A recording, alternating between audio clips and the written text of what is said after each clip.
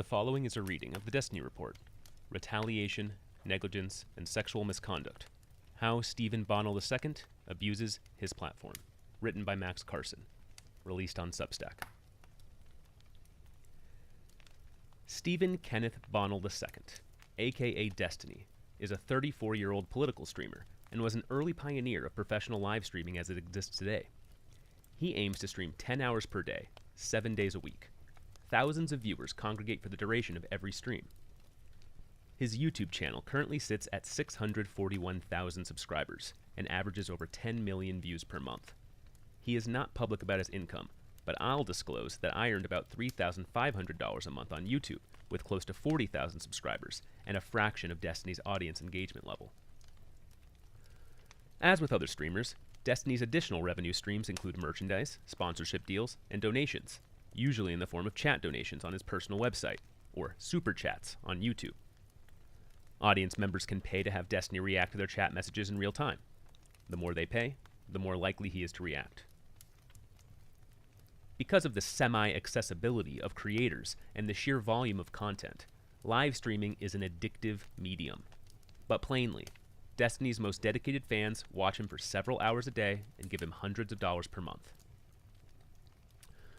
According to a 2019 demographic survey of 1,400 of Destiny's fans, conducted by a community member, 6% are 14 to 17 years old, and 75% are 25 or under. 93% are male, and 73% are white. Destiny's audience trusts him to slice through irrational political discourse with ice-cold utilitarian logic. They identify with him strongly, adopting his positions and even his speech patterns, and they have a reputation for harassing Destiny's ever-growing list of ex-friends and enemies. This report aims to paint a broad picture of Stephen's public and private abuses, of the substantial power afforded to him by YouTube, his colleagues, and his audience. I will present examples of the following dynamics, which are disturbing individually and worse when combined. Number 1. Unequal sexual relationships. In the last decade, Stephen has formed dozens of sexual relationships with small streamers who benefit enormously from their associations with him, especially when they appear on his stream. Frequently, these are women who suffer from mental health issues and have expressed suicidal ideations or even been hospitalized for suicide attempts. In 2020, Destiny explained why using your platform for sex with smaller creators is unethical, saying, "Let's say that I have a podcast.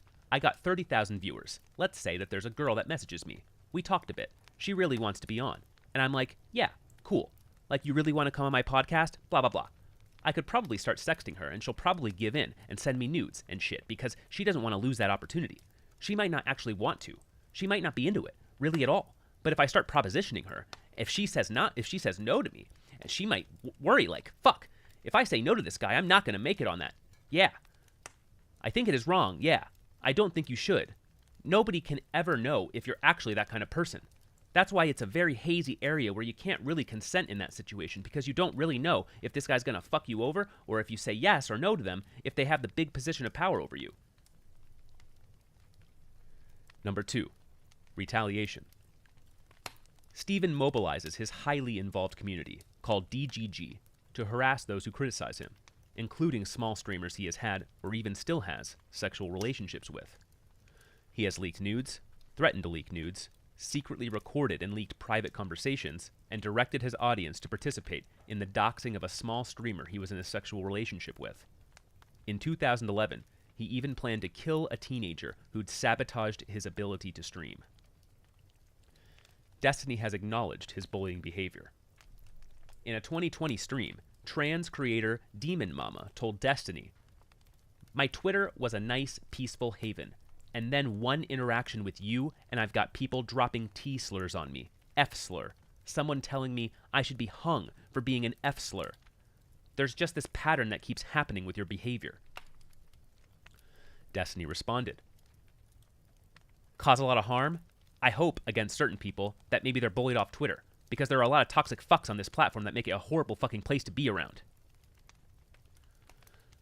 On March 15th, 2023, in a Twitter argument with Ryan Beard, Destiny wrote, You're hopping into a bandwagon of people accusing me of being a rape apologist because you're still upset that I bullied you on the internet a year ago. Don't play stupid. You know exactly what you're doing. Number 3. Sadism. Stream guests, including Destiny's sex partners, are routinely pitted against each other in emotional gladiator matches over which Destiny presides as the ostensible voice of reason. Destiny frequently expresses joy when others are distressed, even if the distress is severe and accompanied by talk of suicide. And afterwards, his audience takes to Reddit and Twitter to revel in what they euphemistically call drama.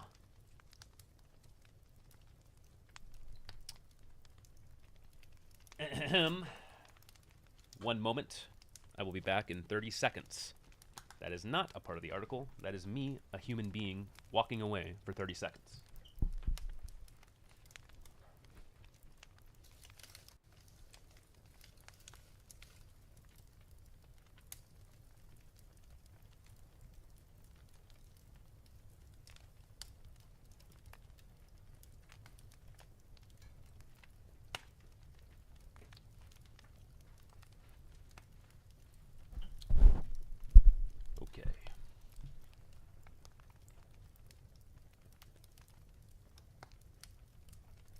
Back,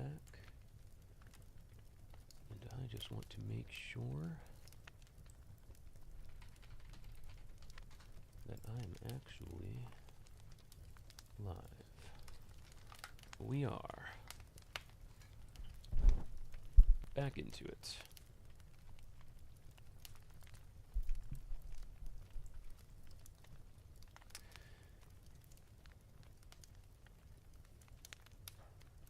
Hassan Piker, now a top Twitch streamer, made his start in Destiny's community before a public falling out. In 2022, he said to his viewers, "I'm not going to rebuild the bridge, bro.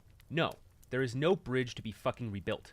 Too many years of him fucking farming content off my ass. You know, trying to get me to turn into a fucking lol cow. I would have probably killed myself if I wasn't able to fucking completely escape the grips of Destiny's community. Straight up, 100%. By farming content, Piker means Destiny was intentionally causing him distress as an easy way to entertain viewers. A lol cow is a disgraced internet figure whose misery attracts an audience of sadists.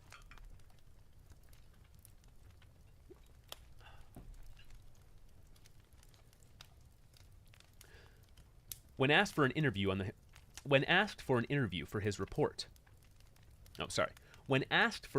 for this report, Piker declined, saying, "My abusive experience is extensively documented and endlessly retconned by DGG."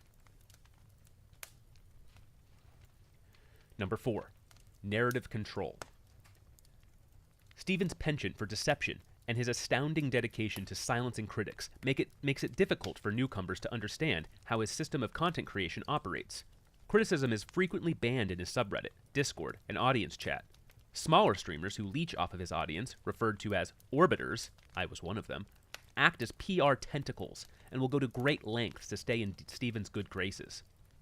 To shut down criticism outside the community, or misinformation, as he puts it, Destiny tells his audience, if you see something, say something. The above behaviors are not permitted in most professional environments, yet they are allowed on YouTube, except perhaps calls for harassment. But Destiny lays down a foundation of plausible deniability wherever he can, and this allows him to fly under YouTube's radar. Who am I? I'm a streamer, rapper, video essayist, and occasional writer. I've made provocative content all my life, but most recently, I'm known for projects such as the mrgirl Real Doll Review, a disturbing and pornographic personal documentary about how a sex doll affected my relationship with my girlfriend, Shaylin.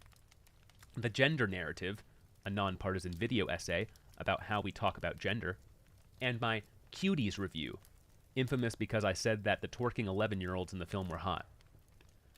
That last project inspired thousands of white supremacists to send me death threats, but I can say without hesitation that the harassment I've received from Destiny's community has been worse. Since 2020, YouTube has banned and unbanned me once per year. though my current ban has lasted the longest, at 6 months, and may well be permanent. In 2007, I was arrested and barred from the University of Colorado campus for 2 months for telling my classmates that we should empathize with the Virginia Tech shooter. The charges were dropped. I even got suspended in high school 4 times for my satirical newsletter. The suspensions were overturned retroactively. I have a way of getting into trouble without breaking the rules. Throughout my life, my family, friends, and fans have consistently said, "Oh, Max."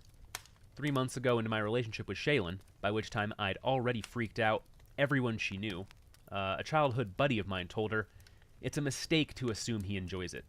He doesn't." In my YouTube videos and streams, I've tried to be as honest as possible, especially about myself, which caused an amusing culture clash when I entered Destiny's sphere just before Christmas in 2021. During the 11 months I spent working with Destiny and his orbiters, their posturing came to take on a darker meaning to me. I now see it as cover for serious abuse. Destiny and his fans have criticized me for making myself out to be some grotesque hybrid of victim and journalist over the 4 months I spent writing this report. I'm sure it was jarring to watch me go from professing my brotherly love for Destiny to calling him my emotional abuser, but that's how these things go. I am horrified by the abusive system that I have profited from for a year, and if Destiny's fans are correct in saying I am driven by hatred, then it's self-hatred. Summary. Note, for readability, transcripts have been altered to remove some filler words, such as like, you know, etc. Additionally, Discord DMs can be edited and deleted after they've been sent, so the logs presented here may not accurately show what was said at the time. Any corrections made will be noted at the top of the report. The DDoS kid. A teenager disrupted Destiny's ability to stream, and Destiny later said he planned to kill the boy and his father, but decided not to because it wasn't worth the risk. Maya Rose. Destiny drunkenly groped a woman on stream. They had a sexual relationship at the time, but both have acknowledged the incident as an assault. Blue Tea. After Destiny leaked a woman's nudes to his friends, she tweeted out photos of his genitals from his Twitter account. Destiny considered trying to get her dropped from her scholarship. Molina, Destiny's wife. They met when she was 20 years old. They met when she was a 20-year-old fan and he was 30. They have both characterized Destiny's treatment of her as psychologically abusive, and Molina has said it makes her feel suicidal. Bob 7. Molina's confidant and sexting partner for a year. When Bob told Molina and a mutual friend of Destiny's he thought Destiny was manipulative, Destiny made false harassment allegations against him on behalf of a few women. When the women didn't support the smear campaign, Destiny smeared them as well. Anna. Destiny had sex with a small streamer who became attached to him. When she criticized his lifestyle, he called her an insane stalker, which only provoked her to criticize him further. At the same time that Destiny convinced his fans and orbiters that Anna's abuse claims should be ignored for her own good, he was sexting her. At one point, Destiny threatened to leak Anna's nudes if she leaked his sexts. He also directed his fans to participate in harassing and doxing Anna in retaliation for her abuse claims. Sam. Destiny supported a mayoral candidate in Omaha who fired him when Destiny's reputation attracted negative press coverage. Sam was a local college-aged resident who criticized him. After a battle of harsh and vulgar words, Destiny emailed Sam's employer to try to get him fired. Darius. Molina, a former sex partner of Darius, asked him to move to Austin with her after Destiny cheated on her. They had a falling out, and Darius was suicidal. Destiny presided over a live-streamed fight between the two and viciously mocked Darius. Merrick. A former sex partner of Destiny's. He publicly mocked her suicide attempt 3 weeks after it happened. Denims and Little Fox. 2 young female streamers, both in sexual relationships with Destiny. After Destiny and Molina withdrew an invitation to host the two in their apartment, Destiny smeared Denims as a liar on stream because he was afraid one of them might make a false sexual misconduct allegation against him. White Nervosa. A small trans streamer whom Destiny flirted with while boosting her career, likely not knowing she was trans. Around the time she started appearing on camera, Destiny lost interest and stopped growing her stream. Vosh. First a fan, then an orbiter, and then a competitor. Destiny pounced on the opportunity to humiliate and sabotage Vosh when he was accused of sexual harassment. Destiny later cut ties with Vosh because his partner and friend campaigned for Destiny's deplatforming after he made a call for violence against BLM rioters. Assorted stories. Lav, a 24-year-old who became sexually involved with Destiny as he encouraged her to start streaming and helped her grow her stream. Destiny set her up to be routinely humiliated and harassed by his community to the point of feeling suicidal. When she spoke out about it, he and his orbiters launched a misogynistic harassment campaign against her.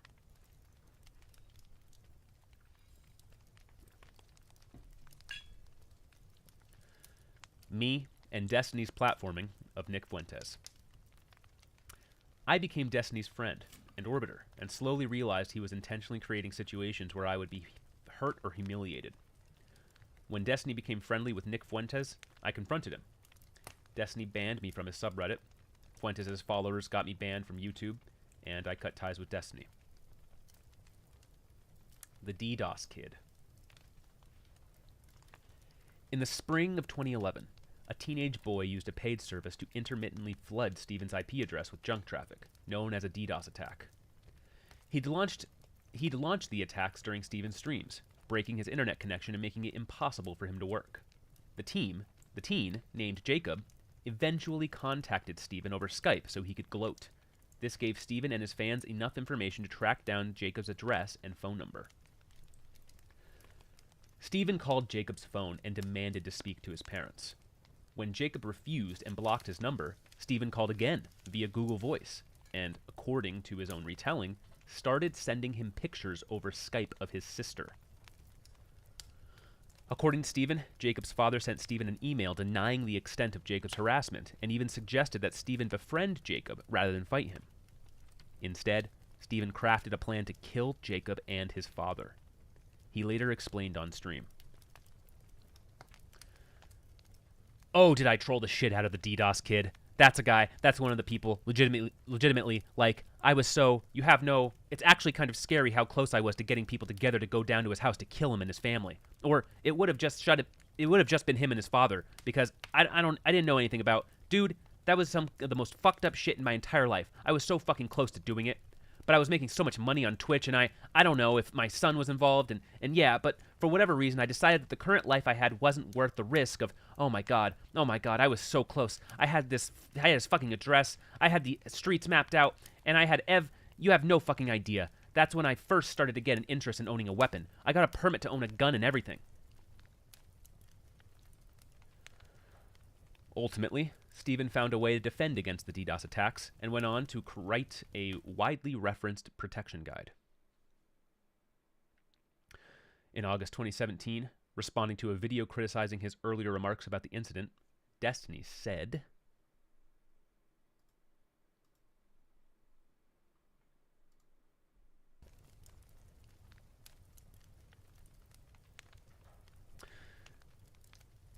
his dad emailed me back after I told him that I knew his son was doing it. His first email was denial, I think, and then after I confronted him again, his next email was basically saying that his son was very intelligent, that I would do good to befriend him, that I shouldn't say mean things about his family. Basically, the father had shirked all responsibility. He wasn't assuring me whatsoever that he was going to keep his child from doing anything again, and then later on, he sent me another email claiming that his whole family of lawyers was going to take me to court and send me back to carpet cleaning because of the mean things I said that I was saying to his son online.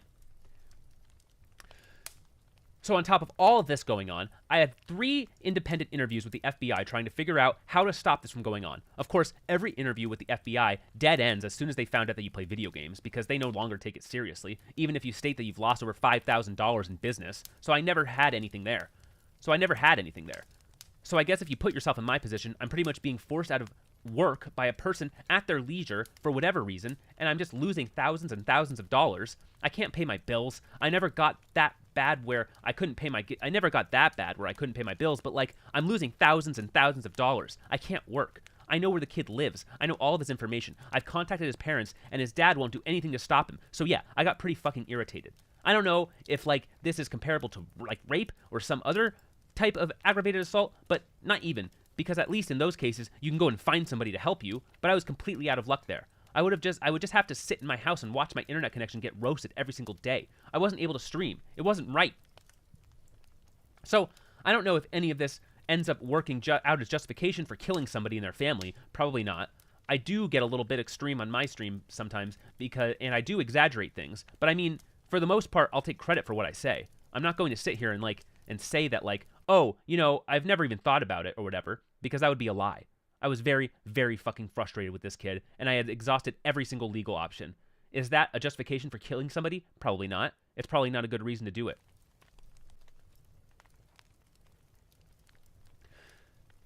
In December 2017, Steven said out of the controversy, yeah, the kid I wanted to kill, I still stand by that. Fuck that dude and his family. Speaking to two streamers named Mr. mrgirl and Andy Worski, Steven said the FBI had refused to help and that a lawsuit would have been too expensive. Destiny. So I was basically completely out of options. So pretty much at this point in my life, my mrgirl. So you went with the next option, murder. Steven. Well, I'm curious, so I'll spin it to you. What would you like to do at this point? Would you just quit your whole career and go do something else, or... And just to be clear, I don't think I was legitimately planning to murder him. I was just incredibly fucking frustrated. Worski replies. You keep saying you were, though. mrgirl. You've got a streamer who's admitting that he tracked down information on a minor to find out where he lives. That streamer owns a gun, and he's shown that gun multiple times on stream. He's made numerous statements that he had a plan to follow or kill this child, and that he isn't remorseful about it. My question is, how the fuck did the FBI not come to talk to you about that, rather than the kid bombing your stream? Steven. I don't know, my dude. On March 12th, 2023, Destiny again argued that lethal force against the DDOS kid would have been justified during a debate about Islam with a streamer named Corantos. Corantos. Aren't you the same man that wanted to kill somebody for DDoSing you a few years ago? I wouldn't say that it's an insane line that is impossible, of course. If you don't consider yourself normal, then ignore everything that I'm saying. Destiny. Am I the same man who wanted to kill someone who was cutting away all of my income, who I had no recourse through the FBI or the police, when I had a child support, and a house to care for, and the guy was basically slashing my tires every single day when I was trying to go into work? Yeah, I was getting pretty desperate in that situation. Correct. You're trying to prove a point. Corantos breaks in. Okay, so let me get somewhere. So you are comfortable with not only violence, but killing somebody, even though they didn't hurt you physically, or they didn't do anything to you other than cut your source of income? You are 100% comfortable with killing somebody. Destiny responds. Yeah, I guess if somebody was cutting your source of income every day that you used to support your family, then yeah, I probably would. Yeah, go for it. If you came outside every single day and some guy was slashing your tires and you wouldn't stop, and he wouldn't stop, and you call the police and nobody wanted to do anything, despite having proof for it, and you're like, well, fuck, I'm gonna have to attack this dude and maybe even kill him. Yeah, sure, go for it. I think that's okay. Corantos. So you're telling me, because you were DDoSed and you weren't able to provide for your family, you would 100% resort, and you would justify, you would still stand by it today, cause Destiny. Yeah, of course. Corantos. So till this day, you stand by it because there's plenty of things that you say you do not stand by, that you cringe at because it happened in the past. So this is not one of those things? Destiny. No, this is something I would stand by, absolutely. This was like an easy, yeah, of course. When discussing this story, fans of Destiny tend to either agree with his rationalization or they dismiss it as hyperbole. For example, if someone was stealing your stuff, you'd justifiably be angry and have a right to defend yourself from the next time it happened. This kid was burning his money, lighting it up in flames, just to mess with him. How could you act? Can you ask yourself this question honestly? Because Destiny exhausted every possible angle.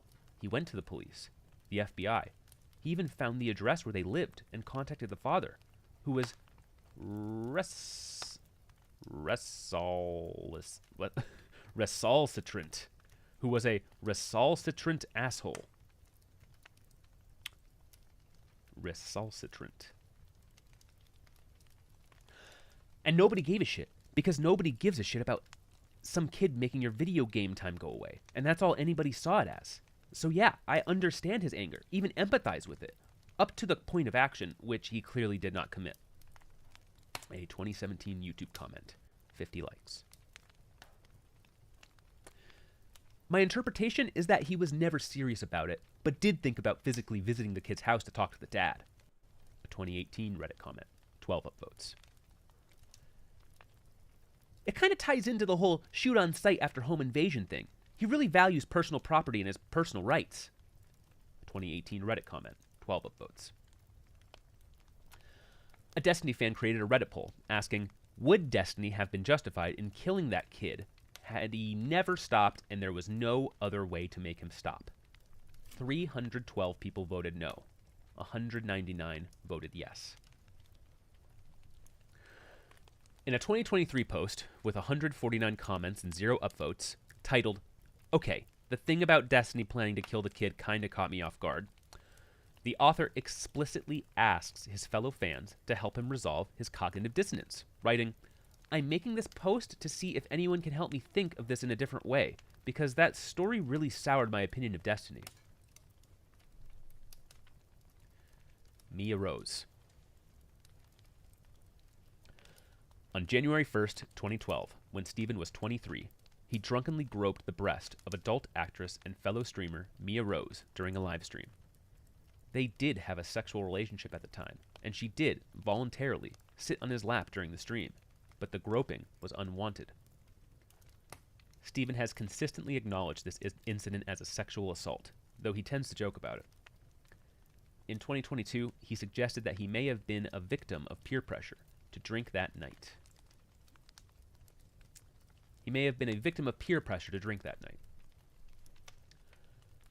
I'm going to be completely honest. That was a stream where everybody in that stream was encouraging me to drink way more than I ever had before. Did I do dumb shit on that stream? Yeah, for sure. I wish I was a woman so I didn't have any accountability for my actions, though. Mia Rose has occasionally tweeted about the incident. July 4th, 2020. It was years ago, but I chalked it up to being young. Everyone had too much to drink, and I wanted to be around these people to get my name out.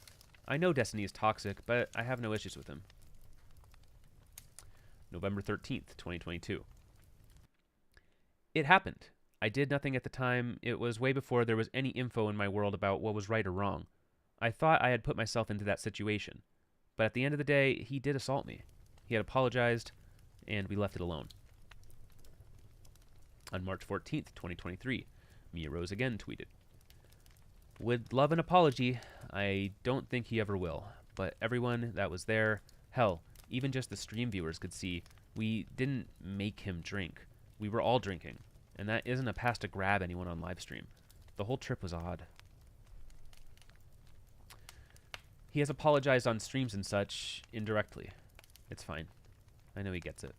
I know he regrets it.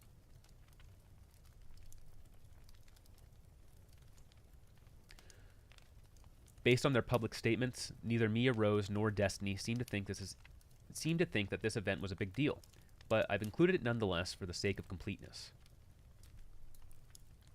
Blue Tea. Blue Tea was a competitive StarCraft 2 streamer, like Steven. In August 2012, she logged into his Twitter and tweeted out photos of his genitals. She posted the following explanation to Destiny's subreddit. "I'll come out and say this is Blue Tea. I really have nothing to lose. Long story short, Steven leaked nude pictures of me to his Skype friends. He then joked about how fucking hideous my face is compared to my beautiful body. They joked about how I look like Shrek. I do have a big nose, I guess. Someone who apparently was in the chat room emailed me from a Gmail account consisting of a bunch of random numbers. It had the chat log. When I confronted him about it, he first feigned ignorance. When it became clear he was just going to ignore me, I snapped. I had his email password from when I used to help schedule his lessons. I changed his email password, which enabled me to change his Twitter and Skype passwords. I have a folder full of dick pics, and because I'm so nice, tried to choose the most flattering to post. My actions resulted from the buildup of many things he's done to me that I don't have the time to mention, but his betrayal of my trust was the last straw. I hope you enjoy his penis. TLDR, don't leak nudes of me because I will steal your Twitter and post pictures of your dick. Steven responded within 11 minutes. Was to two people, not an entire chat room of people, two people that I consider pretty close friends. I never feigned ignorance, just didn't want to get into a fight. Just didn't want to get into it right before an MLG.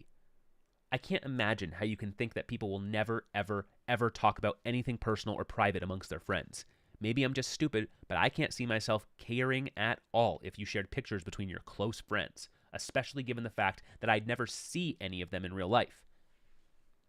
Glad you think you have a right to every single private conversation I ever have, though. Posting pictures of my dick to 37,000 people plus cutting me off from access to my email/Twitter is probably a reasonable payback for me discussing something personal with my two friends. Thanks for the new work location. I wonder what your boss will think of this, or your dean for that matter.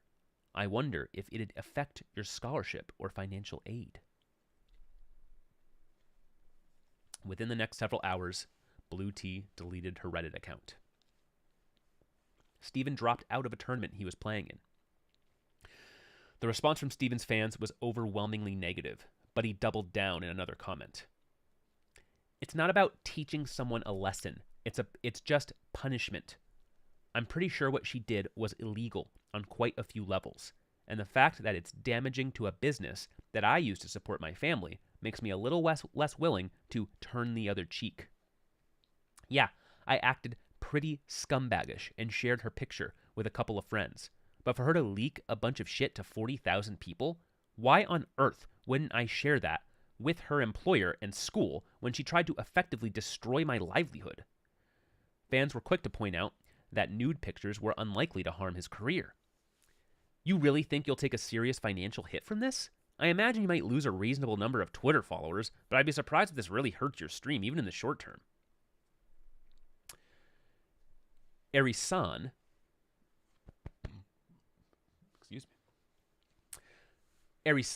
Steven's then girlfriend, who was not aware he'd been sexting with Blue Tea, made a supportive public statement asking fans to stop talking about the incident for Steven's sake.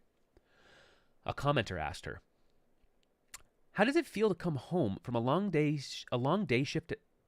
How does it feel to come home from a long day shift of work and live with a piece of shit? How does it feel to know that he is cheating on you? He was trying to pick up women at the bar last night." Arisan replied, "Languished, forlorn, bereft, desolate. Thank you."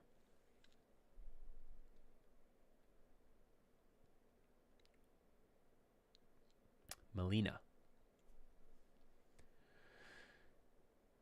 In February 2019, when Steven was 30, he flew to New Zealand to meet two young Swedish fans he'd been speaking to for months. Molina and her boyfriend Max were 20 and 19 years old and in a polyamorous relationship. Max played the role of cameraman for much of the live stream trip, looking on awkwardly as Steven made advances on Molina. At one point, Steven left Max in charge of the stream while he and Molina went into the bedroom and shut the door. Max joked that he was being cucked. Vocalizations can be heard in the background after that. Most fans agree they are sex sounds, but Destiny maintains he and Molina were not having sex. This was after Max had admitted on stream that Molina was his only partner, casting doubt on the legitimacy of his poly identification. A user in Steven's subreddit posted, "The polygamy isn't what's off-putting about these streams. What's off-putting is that a 30-year-old man who claims to understand power dynamics flew halfway across the globe to have sex with young women who have obviously developed parasocial relationships with him." 692 upvotes.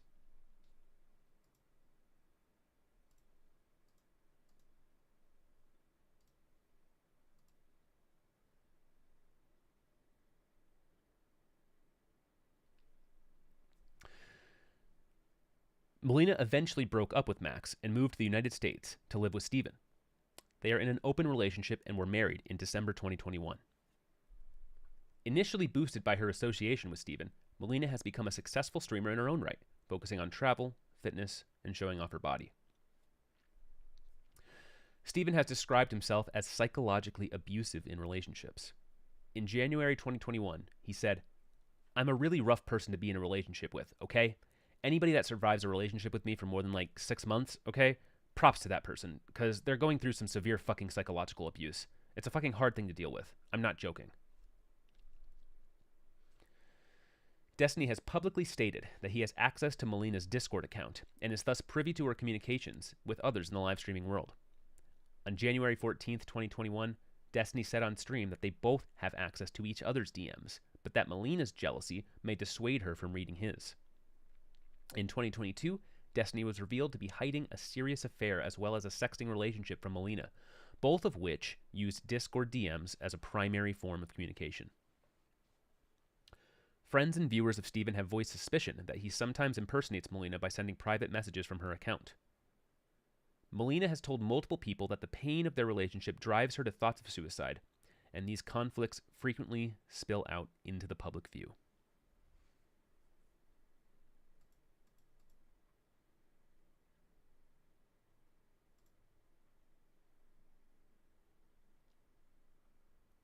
Bob 7. Note: this report is agnostic as to Bob 7's character, or whether he sexually harassed any women, and this section is included to highlight Destiny's behavior and use of his platform. Before my first conversation with Molina in January 2022, Steven leaned into the doorway behind her and said, "Don't let him mindfuck you." I couldn't understand why he'd said that until I did my research for this story. Bob 7, a small streamer, was Molina's confidant for most of 2020 when he was 25 and she was 22. His ostensible goal was to improve her mental health, and he compared their relationship to that of a therapist and a patient. They also sexted.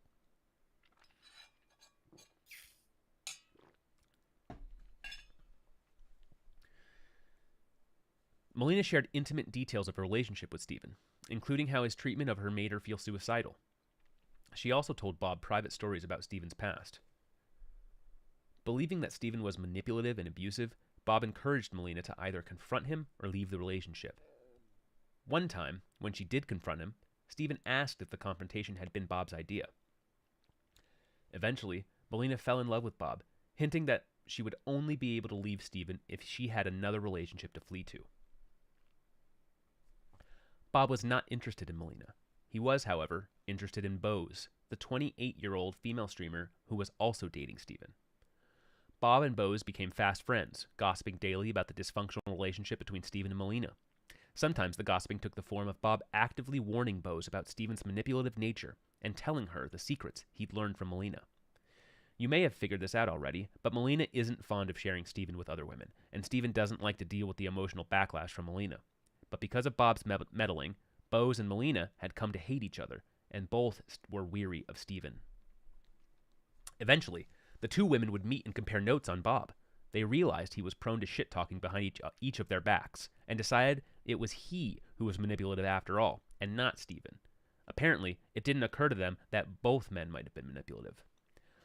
Bose bluntly informed Bob that she no longer wished to be friends. Molina confronted him about degrading things he had said about her, like saying her stream was best watched with the sound off.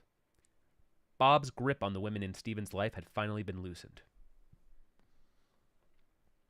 At this point, Steven decided to use his platform to destroy Bob. On January 3rd, 2021, Destiny engineered a group call including 6 women who knew Bob, and with the help of one of them, secretly recorded the others talking about their experiences with Bob. Destiny's opening salvo was a January 4th, 2021 stream uploaded with the title Bob 7 Allegations Involving Molina, Big Boss Bose, Peach, and More, in which he painted Bob as a malicious womanizer out to torpedo Steven's personal relationships. During the stream, Steven described his strategy for gaining control of the situation. I play a little Death Note game where I'm having Molina send certain messages to Bob, and now I'm reading messages between Bob and Molina because I can read Molina's DMs. Bose is sending me messages between her and Bob, so I can read those. He ended the video with a threat. Should Bob attempt to defend himself? If push comes to shove, there is a lot of really, this is all kind of dumb shit. There's a lot of really fucked up shit. Fuck that Bob 7 did that, even people in his... Fucked that... Okay, restarting this sentence. There's a lot of really fucked up shit. Fucked that Bob 7 did that, even people in his personal life don't know about. That's really fucked. But that will probably never see the light of day. I shouldn't actually say that because I'm teasing it, but if Bob 7 decides to try to make some response video vindicating himself, I'll probably just nuke the shit from orbit. Bob countered with a 40-page document containing dozens of screenshots to paint a picture of Stephen as an emotional abuser trying to shut down Bob's genuine concerns about the women in his life. This was fairly successful and had Stephen uncharacteristically on the defensive for a moment, but with Stephen's second and final attack, Bob's fate would be sealed. The video, streamed January 17th, 2021, was titled Bob 7 Manifesto, Addressing My Allegations. It currently sits at more than 700,000 views. In the video, he reads aloud a document he'd written titled The Bob 7 Manifesto, which again painted Bob as a slimy sexual harasser. He also played clips from the January 3rd call, some of which Destiny had edited to make them more damning of Bob.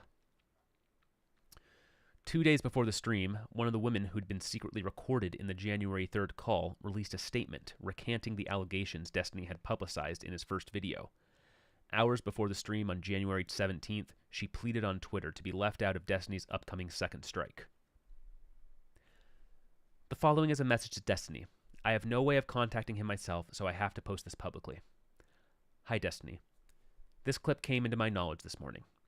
I just wanted to let you know that I do not consent to any public spreading of any call or recordings that I am in. I do not wish to be in any part of what you plan to release, and doing so will be without my consent. I do not want to be a part of this further at all. Please do not harass me. Thanks, Ophelia Bear.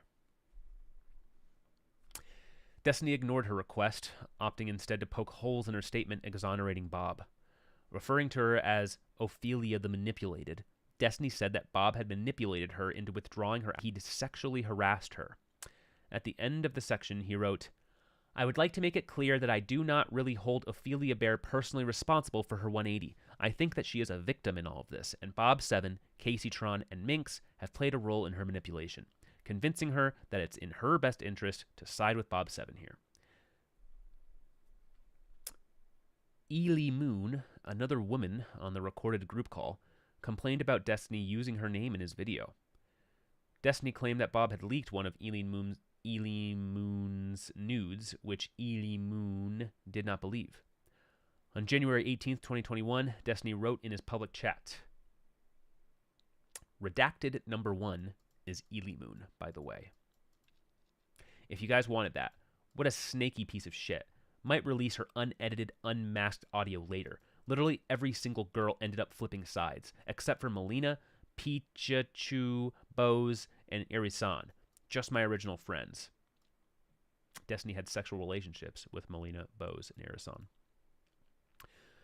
The same day, in a streamed confrontation between Destiny and Ely Moon, they had the following exchange.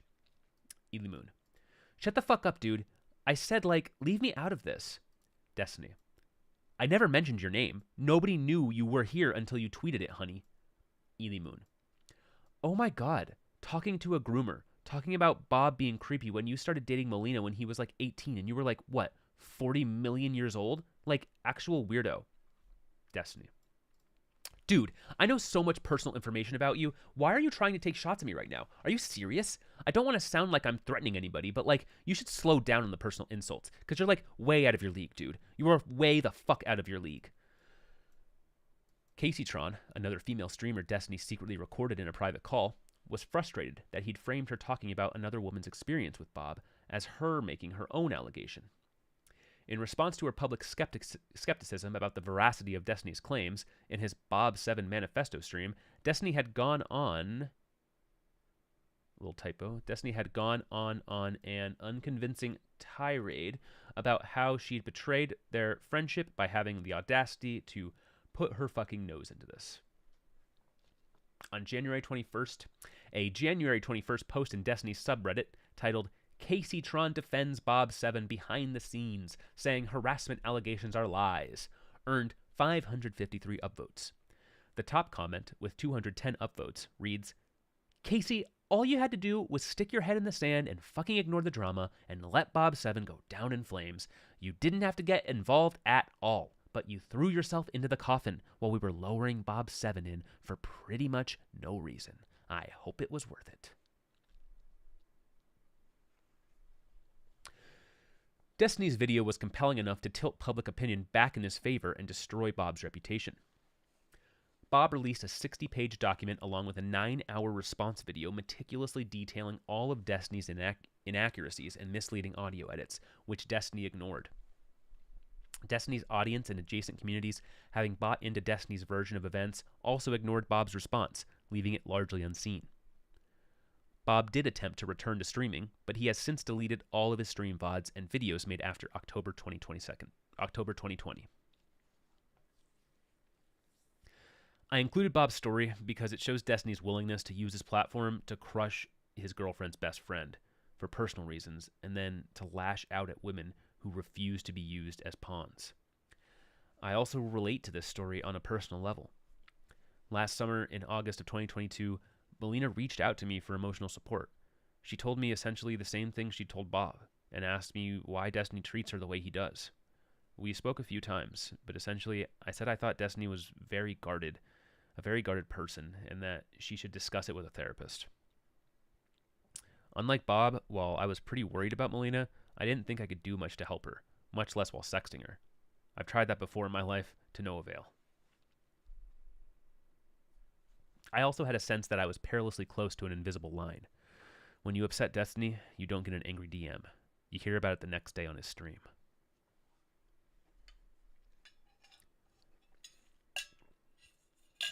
Okay. I'm going to take a 1-minute intermission. If you're listening to this in the future, you can skip to 1 minute ahead.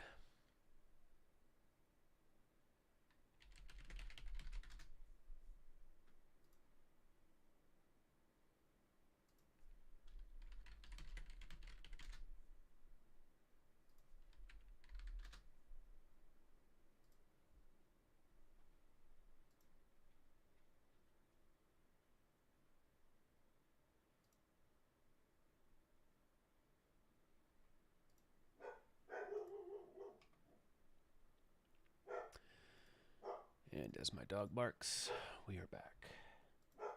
She'll stop in a minute. Here we are at the Anna section.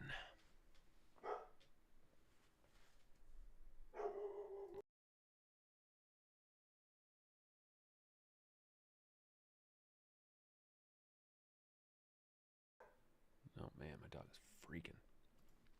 All right. Anna. Yeah, I know.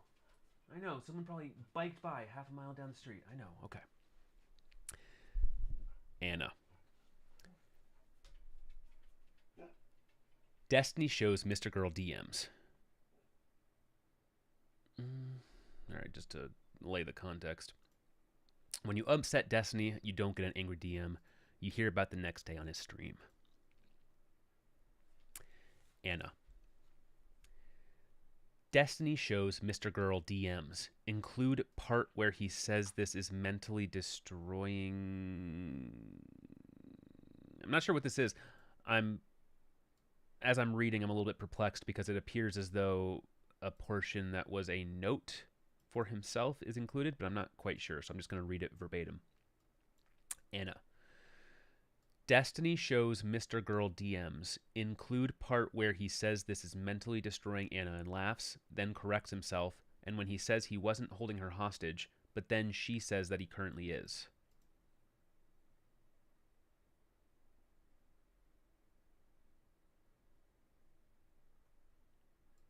I guess this is meant to be a vignette. Destiny shows Mr. Girl DMs, including part where he says this is mentally destroying Anna and laughs, and then corrects himself.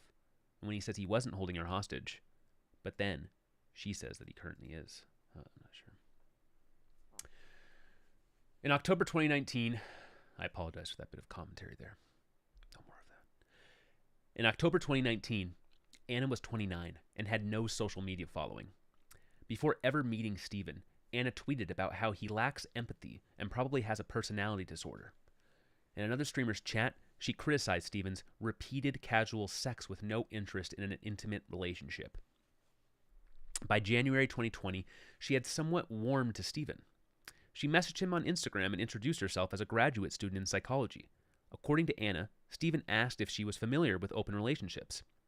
Given his open relationship with Molina, Anna took the question to be a sexual overture, to which she was receptive. On May 22, 2020, Anna and Steven did their first stream together, a debate about open relationships. With the audience unaware of their sexting, Anna introduced the topic as just some research that I was recently reading about, and presented research indicating that non-monogamy is correlated with predatory personality traits such as narcissism and Machiavellianism. They soon did a second stream about altruism, in which Anna argued that doing things for other people increases psychological well-being, in my opinion, because she wanted to challenge Steven's lack of empathy. That summer, Steven proposed that he visit Anna for a week. Anna agreed, and she expressed concern that he would grow distant or even cut her off after they had sex. Steven assured her, "I understand the concern, but that would be a huge time investment to just hook up with someone, XD." A week before the scheduled meeting, Anna and Steven did a third stream, a debate about whether dark triad antisocial personality traits are correlated with open relationships. For the first 90 minutes, Anna tried to convince Steven that people in open relationships have trust issues and avoidant attachment patterns. Not taking the bait, Steven kept the conversation intellectual. Anna commented that his judgment might be impaired because the topic hits close to home. Steven called this a power play, and they argued about it for 2 hours. Eventually, Anna started crying and told him he was being abusive. At the end of the 4.5-hour conversation, Anna said Steven should ban any chatters who called her abusive and manipulative, and he politely avoided the suggestion. In mid-August, the week of Molina's 22nd birthday, Steven and Anna spent several days in a hotel together. They had sex, talked, and he did his normal streams from the hotel room. Despite an agreement to keep this visit a secret, Anna briefly streamed from the hotel room as well, effectively outing their sexual relationship. She would later claim this was unintentional, but I'm skeptical. Anna has described Steven as having a revenge kink, where manipulative dynamics involving lying and blackmail are fetishized, and I mention it now because the rest of this story will make a lot more sense if you are aware of this. At the end of the week, Steven left to join Molina in Sweden. From the airport, he DM'd Anna. "Okay, about to board my first flight. Thanks for the past few days, Anna. I had a lot of fun." Smiley face. She replied, "I did too, Steven. Heart. Have safe flights. Talk to you later." But the next day, she wrote, "Oh boy, I'm pretty sad. It just kind of hit me today out of nowhere. I also feel angry with you, because you did make it sound like you're more poly and willing to date other people. Your lifestyle choices are extremely abnormal and not at all like most poly people. I mean, do you really just see me as a friend still? How is that even possible to be that callous and cold, Steven? I don't want to believe that you are." He replied, I mean, as a friend still, I mean, what do you mean? I mean, sex stuff aside, having met you in real life and talked to you and gone around and stuff, you're definitely a way closer friend than you were before, for sure."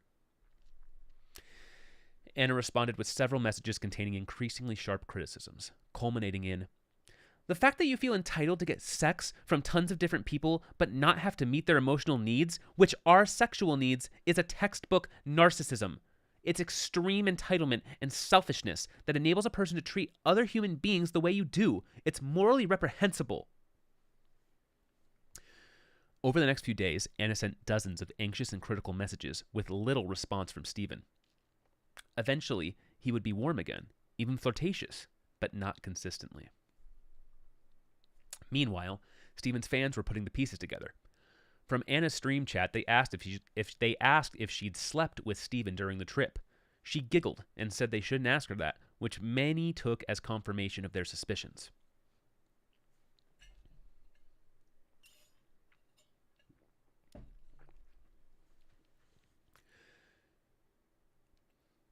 Not receiving the promised attention from Steven, Anna sent him Psychology Today articles about stonewalling and narcissism.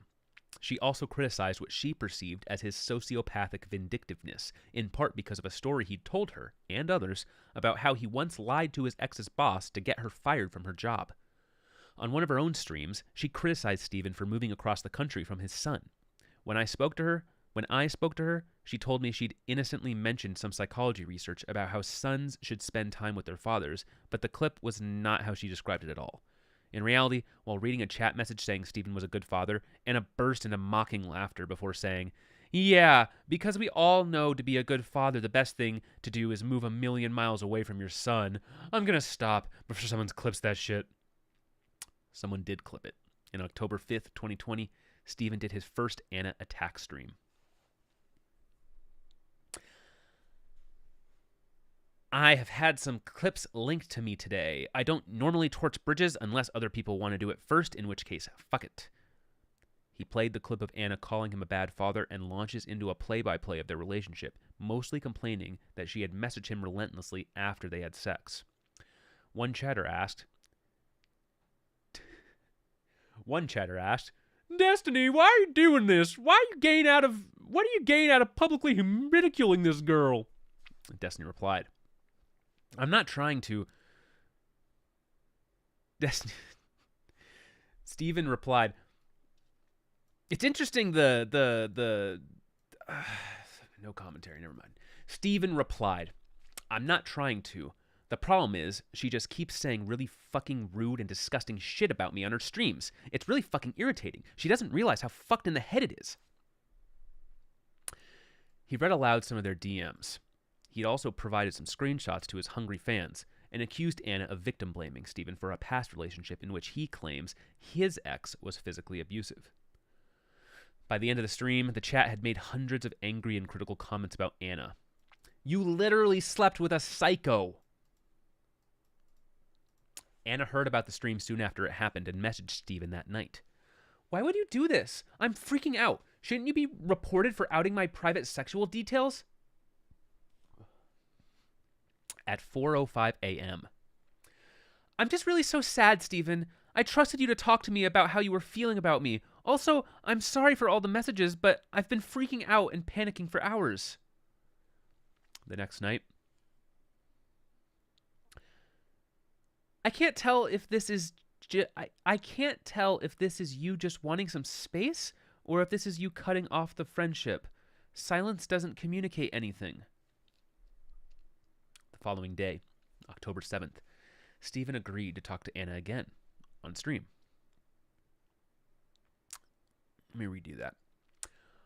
The following day, October 7th, Steven agreed to talk to Anna again on stream. Before the conversation began, Steven was nervous and fidgety. Steven asked his friend Dan, "Do you think I should..." Steven asked his friend Dan, "Do you think I should hash it all out on stream?" Dan answered, 100%. Dan Saltman is a family man and a recurring character on the stream. "I feel like there's a non-zero chance that this person would actually kill themselves. That's the only reason why I feel like this is probably not a good idea," Steven said. Dan pressed him. "You have to, though. It's not going to end, and it's fucking cringe for everyone else." "Well, I feel at this point I'm literally capitalizing on someone else's mental illness for my profit." And with that, Steven added Anna to the stream.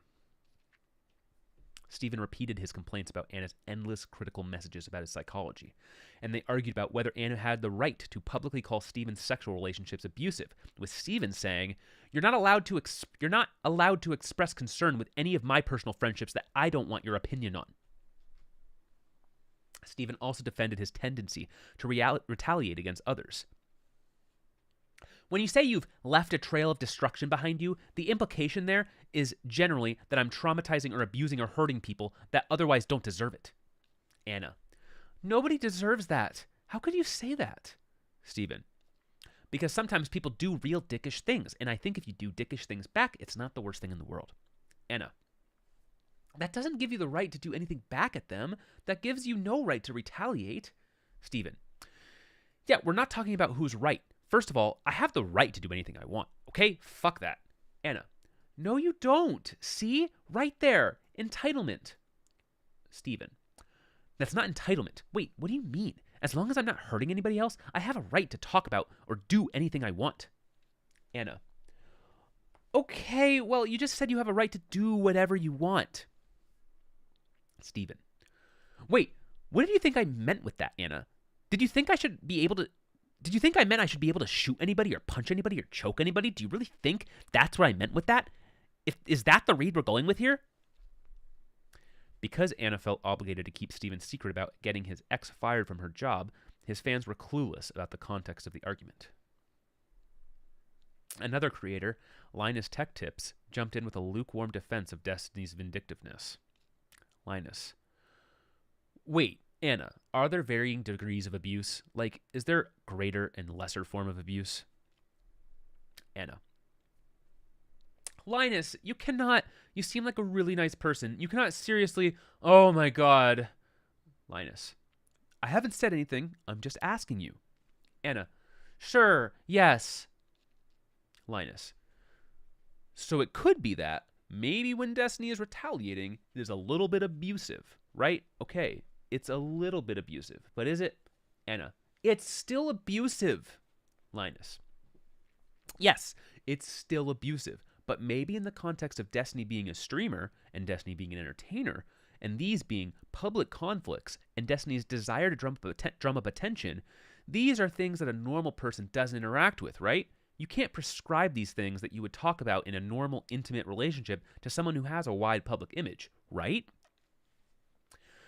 When Anna asked Steven if he thinks he's harming people, he replied, yeah, probably, but if they're inflicting harm onto me, I don't really care that much. Anna. That's what concerns me. Steven.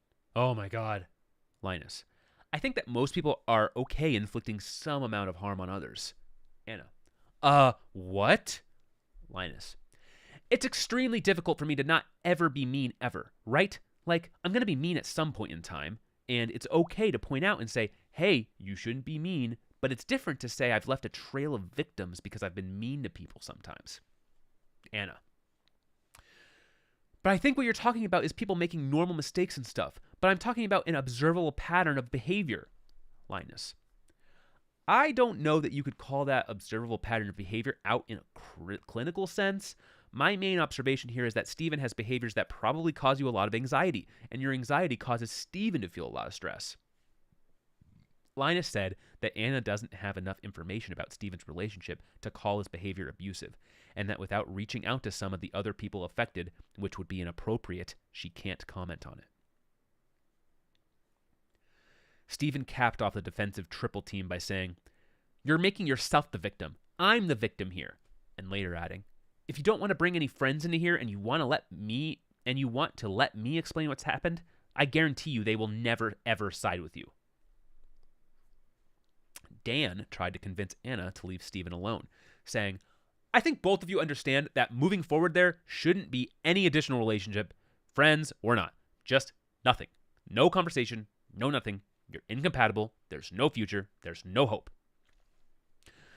But moments later, Steven offered to fly out to argue directly with Anna's therapist. Near the end of the conversation, Steven explained why he was attacking her. "I have to protect myself. I can't have a person that is saying incredibly nasty things about me to other people on the platform. I have to come out and give my side of the story. Otherwise, I look like this horrible abuser behind the scenes. Of course I have to. It's protecting myself." After the stream, Anna continued to message Steven about her problems with him. He was mostly unresponsive until Anna presented an opportunity for content. A graduate psychology student had reached out because he was concerned about how Steven had treated Anna, and he was willing to talk to Steven. On October 30th, 2020, the student, named Drew, moderated an on-stream conversation between Steven and Anna.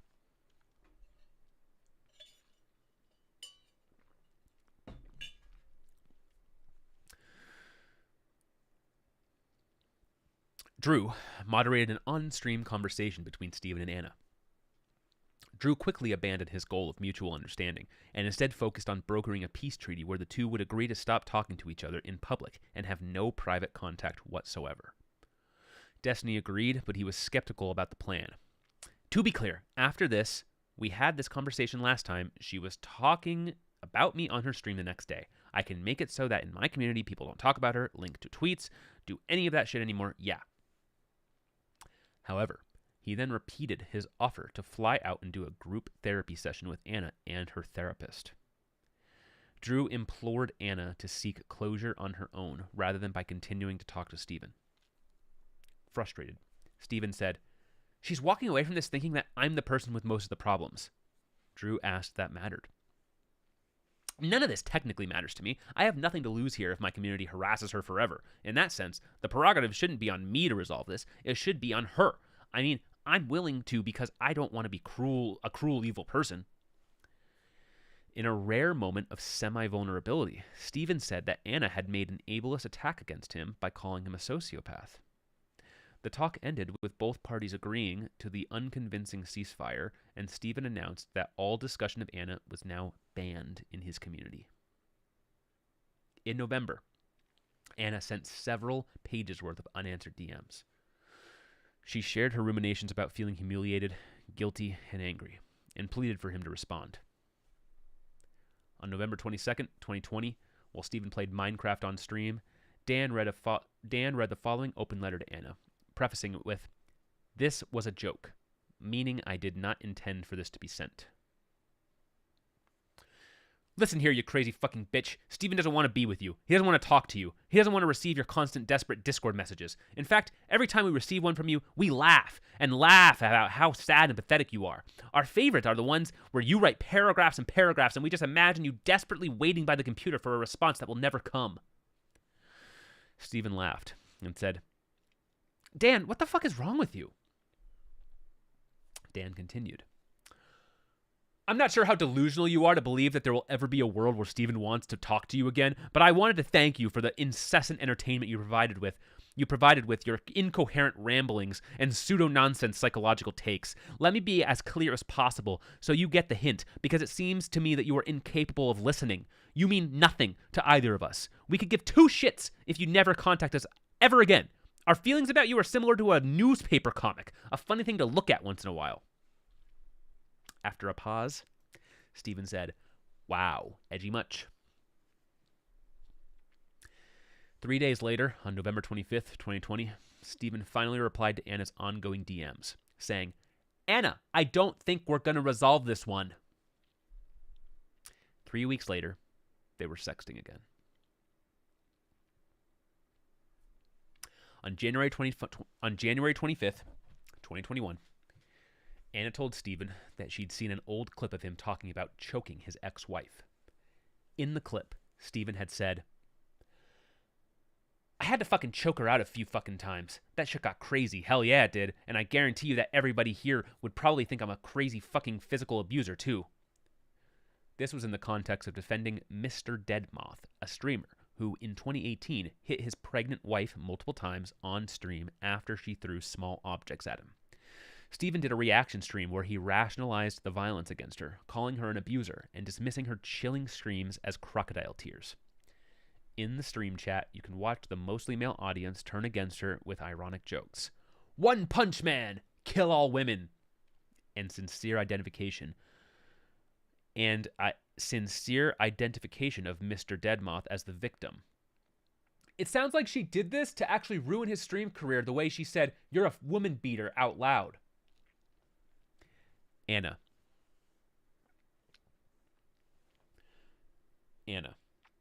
"Choking out is like the #1 red flag for domestic abuse victims to get out. And you dare call yourself a victim? You could have killed her. You were never a victim. And you should have gone to jail for that." Destiny. "My ex and I fought all the time. It was always in self-defense. I had to call the police on her 3 times to get her to stop attacking me. You are so unbelievably out of line in this message. It makes me sad to think that you are going to have patience in the real world. You should be ashamed of this message." Anna. We literally screen victims by asking if their partner ever choked them because it indicates the partner is extremely dangerous. This is attempted murder. No therapist in their right mind would condone what you fucking did. Destiny. What am I supposed to do if someone has me trapped in a room and is fucking attacking me? Anna. I mean, restraining her wasn't an option? Destiny. She weighed like 50 pounds more than me. Are you fucking serious? I was 105 and she was like 160. You make far too many assumptions to judge far too quickly for someone in your position. Anna. Both partners have some responsibility. Research shows that in violent relationships, both partners do things that escalate the violence instead of de-escalating it. And all I see from you are behaviors that are aggressive and escalate, and that you think they are self-defensive. And you think they are self-defense. Destiny. I have lived long enough and experienced enough to know this to be true, and you can refer back to this message in 5 years if you're wondering what's going wrong. You have some insanely antisocial tendencies that inhibit you from being able to communicate with or understand other human beings. You do not understand how people think or feel, and consequently, you say unimaginably clueless or horrible things to them. Good luck with everything. You'll need a ton of it if you're going to make the changes necessary to be even a somewhat competent communicator, let alone a therapist. He blocked her. Then, he posted screenshots of the DMs in his public chat, calling her insane. Molina replied, "Can we all just try to get her fired? She'll kill people with her words. I hate her with all my heart." A fan reposted the DMs in Steven's subreddit with the title, "This is disgusting."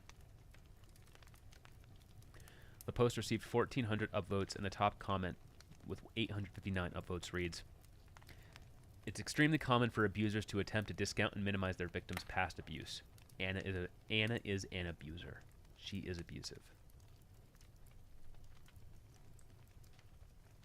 Parentheses.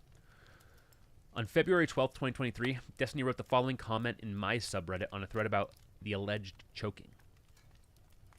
"Just as an FYI, I have never choked anyone to or near the point of unconsciousness in my life. I have never even really choked someone. It was more just holding on to them from behind to get them to stop hitting me." Blocked on Discord, Anna messaged Steven consistently on Instagram for a month, with sporadic replies from Steven, such as a cute little face with the dot, period, underscore, period. "I think we just trigger each other too much, Anna, LOL." And, "Anna, no contact, please." The DMs kept coming. On March 16th, Steven apologized to her for attacking her publicly, but 6 days later he said on stream that the apology had been rescinded, or apology had been insincere. Eventually, he blocked Anna on Instagram. She started DMing him on Twitter, at one point asking, "Seriously? Do you wish I were dead? Would you fucking meme my suicide for content?" By summer, Steven was sexting her again.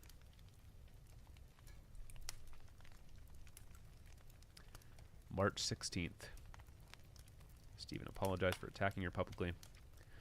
By summer, they were sexting again.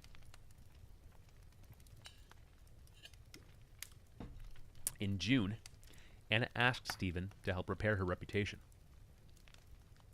"Steven, if I said anything now, people would just be really dramatic and dumb about stuff."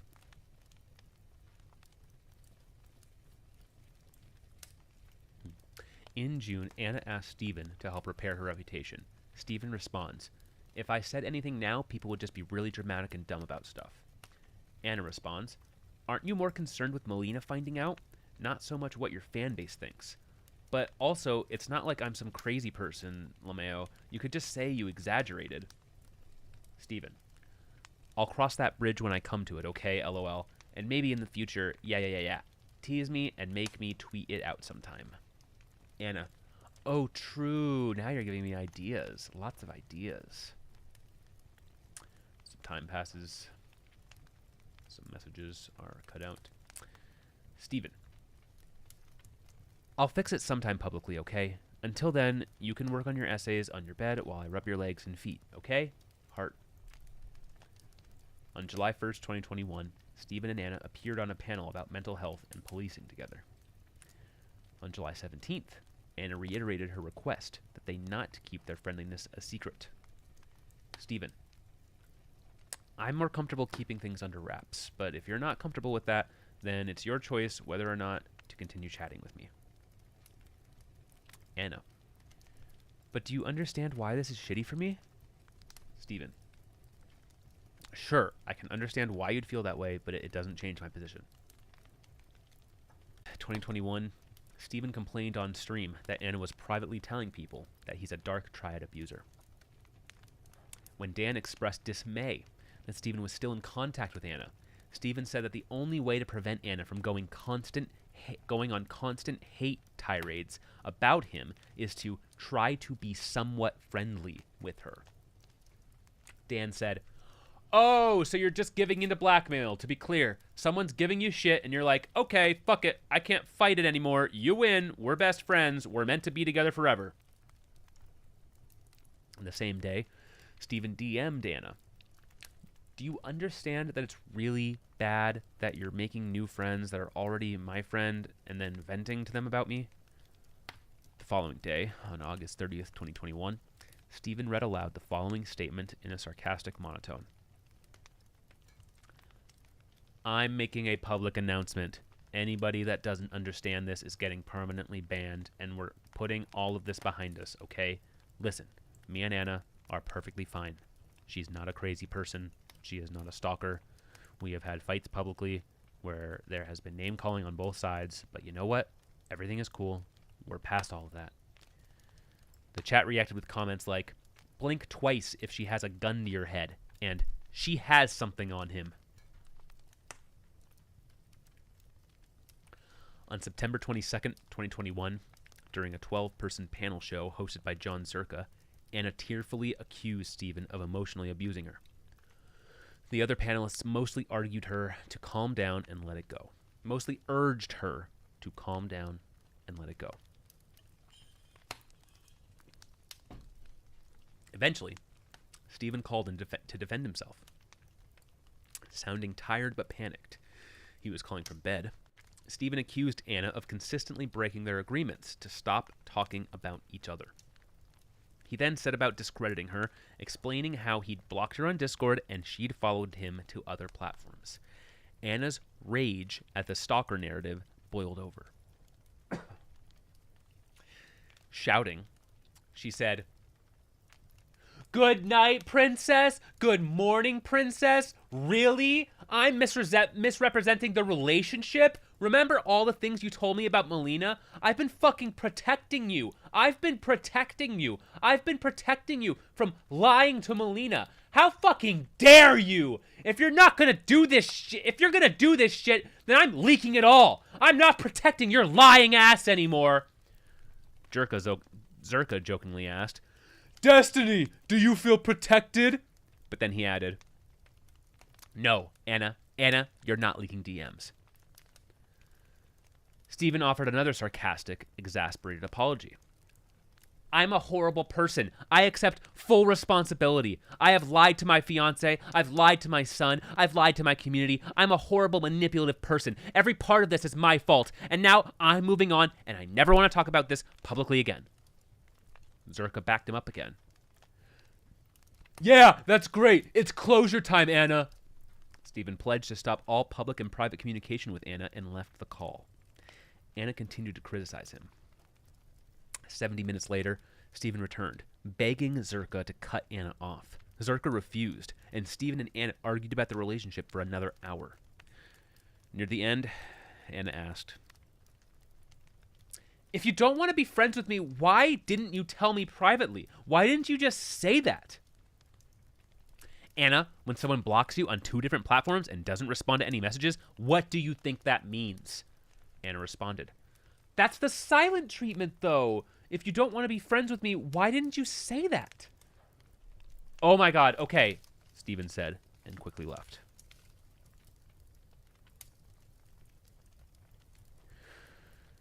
The following day, Stephen did a follow-up stream explaining his thoughts about Anna.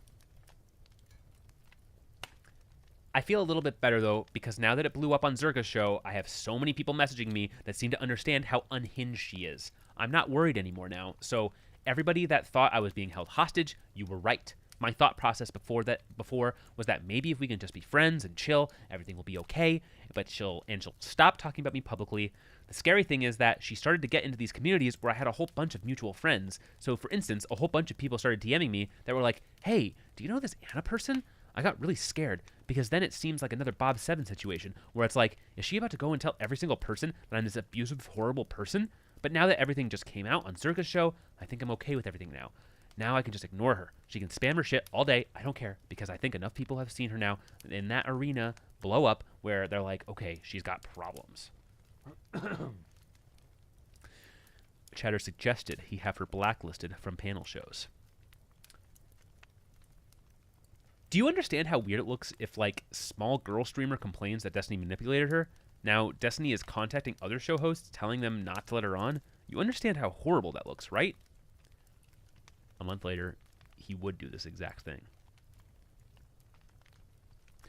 The reason why this situation is probably more difficult than anything that I've handled in the past is because most people have a sense of shame, or reputation, or job, or relationships, or anything. There's some fucking Art of War Sun Tzu fucking quote about this. But the problem is that Anna has nothing to lose. She can go as hard as she wants, as long as she wants, as much as she wants, and there's no repercussions.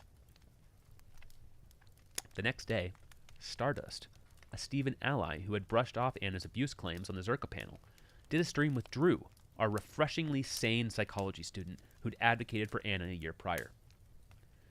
Drew told Stardust that he was concerned. Drew told Stardust he was concerned that the increased attention on Anna would bring more harassment her way. After the Zerka-hosted screaming match, it was inevitable that the drama vultures would come for their pieces of the Anna pie, and they'd be encouraged to help themselves so long as they weren't promulgating Steven's narrative. Within 22 minutes, Dan joined the call. I thought I'd come in here to defend the honor of my friend a little bit. I kind of see a victim and an aggressor. I guess you see it in the other way, but I don't really particularly give a shit what the aggressor goes through when they do stuff. I care about the victim, personally. Drew held fast to his original point. He doesn't want to see Anna harassed. Dan said, actions have consequences to a certain extent. Like when someone does something bad or stupid and you call someone an abuser in front of everyone else because they stopped talking to you. When that happens, bad things kind of come back to you. He added, I didn't say anything for a long time because Steve asked me to, but it kept coming up. And it's like, do we just sit here and get fucked forever with no response? By this time, the shitting on Anna economy was officially booming. If you search for Anna in Destiny, YouTube will happily take you to an algorithm-guided tour of mocking streams, reaction videos, montages, and video essays. There are entire channels devoted to attacking her. On September 27th, 2021, Steven gave an Anna update on stream, calling her the most abusive, manipulative motherfucker in the world. Anna started tweeting again because she's always tweeting. She's getting shit on Twitter a lot, which I guess is good. I hate to say that, but I don't know how to make her stop. Strategizing, he ruled out asking Twitch for help and shut down the idea of getting a restraining order. I thought about lifting the gag rule on my subreddit. I don't know. I'll probably keep it because we need to stop talking about her, but I also need people to know that she's fucking insane, so I don't know what to do. He declared that Zerka would not be allowed to react to his streams anymore, or he'd file copyright claims against him, threatening his channel. Steven read aloud a DM he received from a longtime Twitter foe known as Squirrel. You need to stop... How do I do the squirrel voice? You need to stop talking to or about Anna going forward, and remove any mentions of her from your community. The constant back and forth between you two is incredibly unhealthy for her, and there is no possibility of resolution going down that route. I'm sorry, but the lifestyle you have chosen is one where this stuff is liable to happen, and there is no way you can stop it by offering money or blocking or whatever. You just have to deal with it and accept that whatever she does, which, by the way, in the grand scheme of things, is incredibly marginal. What? She just talks about you on some shows? Who cares? Is the cost that you have to pay for that. And his reply. You have zero idea what you're talking about. Fuck out of my personal life, you deranged. You are deranged, LeMayo. The exchange was posted on Steven's subreddit with the title, Squirrel Girl Returns. Thinks she's entitled to comment on Destiny's personal life. It has 997 upvotes. Steven continued. Can you imagine if I was a woman being stalked by a guy and someone DM'd me that? Do you understand the level of fucking insanity that this is? And now this squirrel cunt has just tweeted this whole fucking manifesto about how I bring on young girls and groom them and shit on my stream? He also attacked a streamer named Maddie Cakes after saying they had squared their beef in a private call he'd illegally squashed their beef in a private call that he'd illegally recorded. 5 days later, she's in somebody else's fucking chat saying, oh, Destiny defends misogynists. Okay? Fuck Maddie Cakes. Fuck her. Fuck everything about her online. Okay? Fuck this piece of shit. Jesus Christ. What a fucking loser. Holy shit. On September 28th, 2021, a Steven defender named Irrelevant debated Zerka about who'd exploited Anna more between Steven and Zerka. Steven jumped on the call to attack Zerka for allowing Anna to shit-talk him in front of 3,000 viewers. Another streamer, Haas, justified platforming her critiques of Steven. Anna saw fit to vent her frustrations and problems. I don't know, Haas. Anna saw fit to vent her frustrations and problems, and one of the reasons she was doing that is because she's never actually had the opportunity to have a fucking large audience to talk to that wasn't in the DGG cult. Steven, after demanding that Haas had to be kicked from the call, countered that Zerka was farming a mentally ill girl for content and was probably scared of getting fucking banned because this girl might fucking kill herself after crying on your stream for 4 hours. On October 2nd, 2021, a Steven ally named Aristocracy did a stream with Anna, who had been a friend of hers. She cross-examined Anna for 2 hours with a barrage of questions like, do you think you have done some things to Destiny that could be seen as emotionally abusive? She told Anna that her emotional vomiting in Steven's DMs was harassment and explained that Steven was the real victim and Anna was the abuser. When you would reconnect, he would keep that a secret, right? He wouldn't tell people. He would still be acting on streams like you guys hadn't reconnected, and that really hurt you, okay? Totally get that. The thing is, it's also a totally normal behavior from an abuse victim to reconnect and engage with their abuser when they're in vulnerable moments. So who knows what was going through? Who knows what he was going through? And maybe he went back to that person, and that person was you. That doesn't require some super evil, malicious intent on your part, but that's a known unhealthy dynamic where someone keeps going back. And they know that the people who care about them, I'm just guessing, I might be totally wrong with Destiny, but maybe he knew that his viewers who cared about him and his fiance that cares about him or anyone that they would immediately be like, dude, do not go back. That's an abusive situation. And they're gonna shit on him for it. So he keeps that secret. It's very normal behavior for a victim. After Anna left Aristocracy's stream, Dan called in, saying, if Steven's guilty of anything, it's somehow getting back into a relationship with Anna when he should have fucking known that this was a bad idea. And I can't fault him too much because he was probably thinking, okay, this is the best way to make this end if she's somewhat happy. Aristocracy replied, I don't think she left him with any choice. Alicia, another streamer friend of Steven's, said in a reaction stream, it's not a relationship. You are just a hit it and quit it, and you're too fucking crazy to handle that. You're too fucking cuckoo for Cocoa Puffs to understand that you were just a vagina for a day. Get over it. Move on. On October 2nd, 2021, Stardust debated Zerka about his claim that Steven pumps and dumps women. Stardust said it was unfair to imply that Steven doesn't care about his sex partners. On October 8th, 2021, Abba and Preach, a man-focused commentary channel with 1.9 million subscribers, posted a video titled, "Why Would You Call Me Princess? How Crazy Women Hold Men Hostage." The video is monetized and has 1 million views. ABBA unlisted it at Stephen's request a year later, around the time that I announced I was writing this article. On October 26, 2021, Stephen blacklisted Anna from panel shows, stating, "If any of the political panel shows or people are affiliating with Anna in any way, I'm not going on the show for 6 months." He read aloud a chat message that said, I think you might be able to report her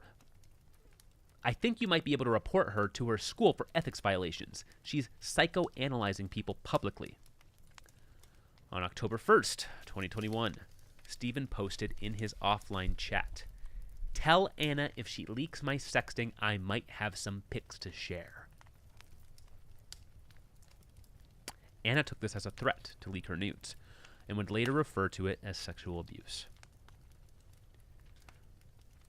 On December 12th, 2021, Anna accused Stephen of pressuring her to not use a condom when they had sex in 2020. He denied this, and she later admitted it was not true and that she'd said it out of anger. On December 26th, 2021, Stephen read the winners of his community's yearly awards. Panel Shit Show of the Year, Zerka Royale with Anna. Antagonist of the Year, Anna. Ally of the Year, Aristocracy. Neurodivergent of the Year / Mental Health Awareness Award, Anna. Drama of the Year, Bob 7. Anna came in second place. Ree of the Year, Anna. Why would you call me princess? Ree symbolizes baseless whining or screeching. On January 5th, 2022, Stephen played video games on stream while listening to Anna rant about him on her own stream, making occasional comments like, "She's lying," and "Nice." On January 23rd, 2022, Dan asked Stephen how things were going with Anna. Stephen, "It's the same as always. She's looping indefinitely. There's nothing else to really say." Dan, "You think there's no way out of it for you, yeah?" Stephen, "Not until she kills herself or she kills me." Dan, "Alrighty, okay. Whoop, a little dark all of a sudden." Stephen, "What else can happen?" Destiny reads aloud an email from a therapist who explains how they'd used DBT therapy to treat Anna's need to be a victim. He seemingly later attempted to give her this therapy himself on stream. The same day, Stephen invited Anna to talk to him. The stream was titled, "Confronting Anna About Her Lies and Never-Ending Loops." Stephen, "You're actually insane. How can you not realize this?" Anna, "You're driving me crazy, Stephen. How can you not realize this?" Anna said she was upset he still calls her a stalker. Stephen told her to drop it. Stephen, "If every time you bring it up on stream, then I respond to it, and then it happens over and over again, why not just leave it?" Stephen said she was having a psychotic break and that she wasn't really trying to let it go. Anna, "I'm just hoping that people will slowly not think I'm a stalker. I don't know." Stephen, "I'm not going to end on your terms." Stephen said, I'm not going to end on your terms," and accused her of faking her breakdowns. Stephen, "You're like giddy right now to have this conversation, but simultaneously you say I've made you suicidal. How does that work?" Anna, "I think you know that it's my defense mechanism." Stephen, "Yeah, it's called borderline personality disorder. I think that's what's going on." They argued about whether she meets the criteria for borderline personality disorder.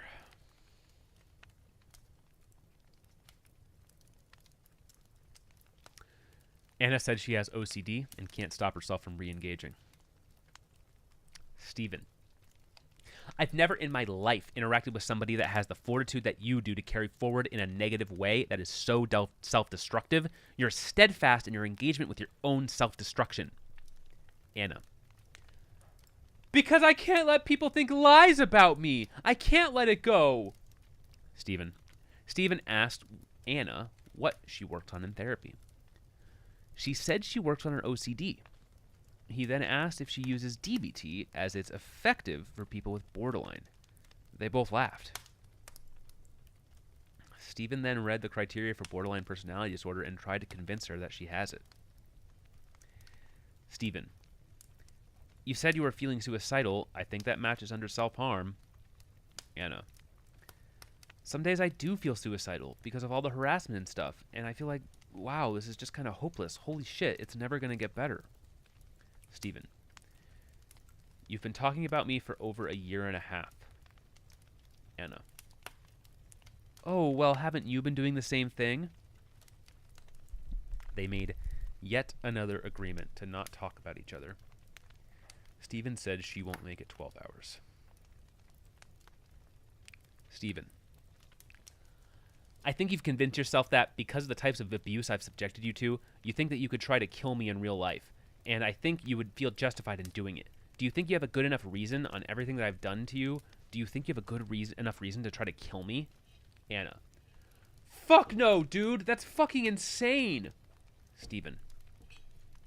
Don't you think if you did kill me, you would still be the victim in the situation? Because I've been mentally abusing you for so long, and you have no other option? Anna. No! That's insane, dude! What the fuck? Anna claimed that Stephen wants to hurt her. Stephen. If I wanted to cause you maximum amount of pain and suffering, don't you think there's a million other things that someone like me could do? I'm a pretty resourceful person. Anna.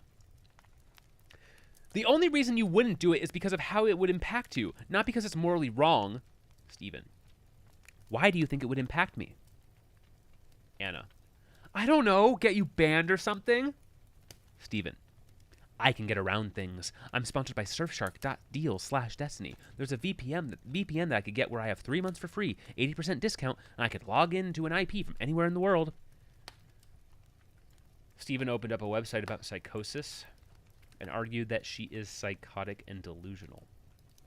Anna explained that her thinking is not distorted to the point where it could be called a break from reality. He asked if she's medicated. She said she isn't. He spent several minutes trying to persuade her to go on antipsychotics or antidepressants.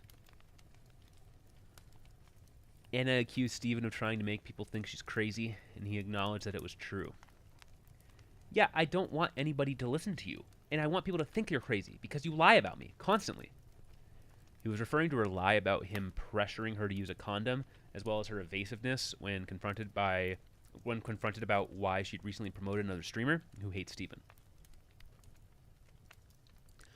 At the end of the conversation, Stephen said, I'll look forward to responding to your clips tomorrow when I see you freaking out again, and reminded her of his ongoing offer to do a group therapy session with her and her therapist. Afterward, a viewer commented in Stephen's subreddit, okay, I'm getting worried that this is a sex thing and that they're getting turned on by arguing in front of an audience, and I'm not sure if I feel comfortable participating anymore. 59 upvotes. January 22nd, 2022. Nicholas Diorio uploaded a video titled Destiny's Schizo Stalker Debates 40 Discord Debate Bros.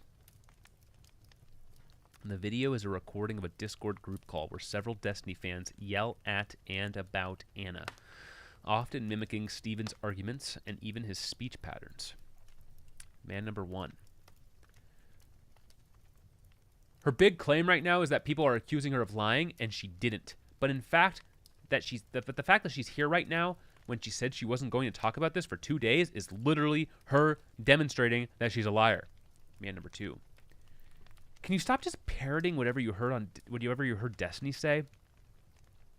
Man number 3. It's not just parroting what Destiny says. We're here watching it in real time. Last night she said she wasn't going to talk about it. Here she is talking about it. She's lying. Man number 4. Yes, toe the DGG line. Toe the line. Toe the line. Not a cult. Not a cult. Not a cult. Some other discussion occurs. Anna. Why did these people join? Are you guys trying to get stalked by me or something? You gotta line up and take a ticket if you want to get stalked. Dario. Anna, can I ask you a question? How do we figure out if somebody is lying? Do you know? Anna. Usually you have to have some sort of evidence of intent, I would think. Dario. How do we figure out evidence of intent? Have you ever watched a legal show or a trial or something where somebody's on trial and we're trying to establish intent? Do you know? As he pressed her about how she's a liar, Stephen's young fans blurted out random memes. January 24th, 2022. Aristocracy uploaded a video titled, Anna Frills is starting to scare me. Oh, 1 second. I need to clean my glasses and just take a moment.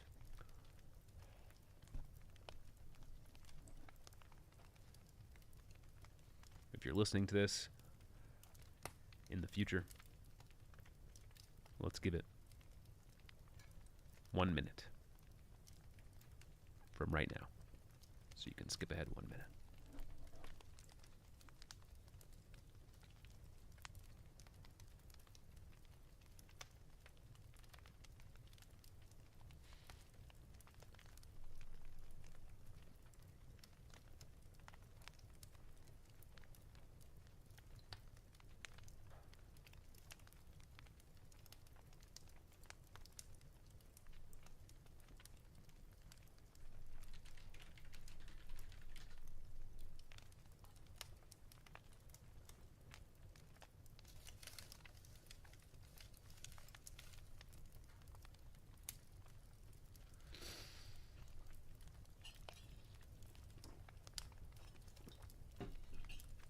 Okay.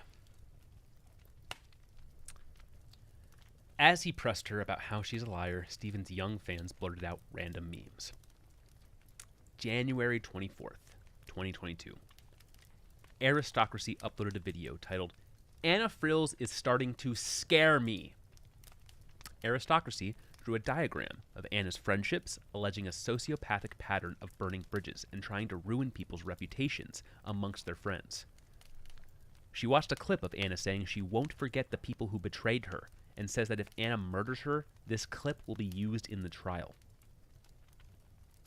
January 25th, 2022. A Stephen allied drama streamer named Chud Logic uploaded, Dan joins call against Anna, warns Chud against platforming her, featuring Wicked Supreme and Dylan Burns. Dan warned the other orbiters. If you guys don't call her out when she's saying shit on here, you guys are gonna earn the fucking serious ire of Destiny, like times 1,000. He also said, I think she's actually the type of person who might try to kill you. January 26th, 2022. Dylan Burns TV uploaded, Dylan, you're being abusive, confronting Anavoir about the Destiny drama, featuring Destiny. Dylan confronted Anna about her condom claim, going as far as saying she may have been the one pressuring Stephen to use a condom, if anything. Dylan cross-examined her for 20 minutes before Stephen joined the call and took over the questioning. He asked Anna why they didn't use any condoms when they had sex. She shot back. Why do you like being cucked? Stephen laughed and feigned ignorance. How do I like being cucked? What? Do you want to go further? Anna asked, threatening to out the details of their sexting. As I mentioned before, Stephen may enjoy being threatened in this manner.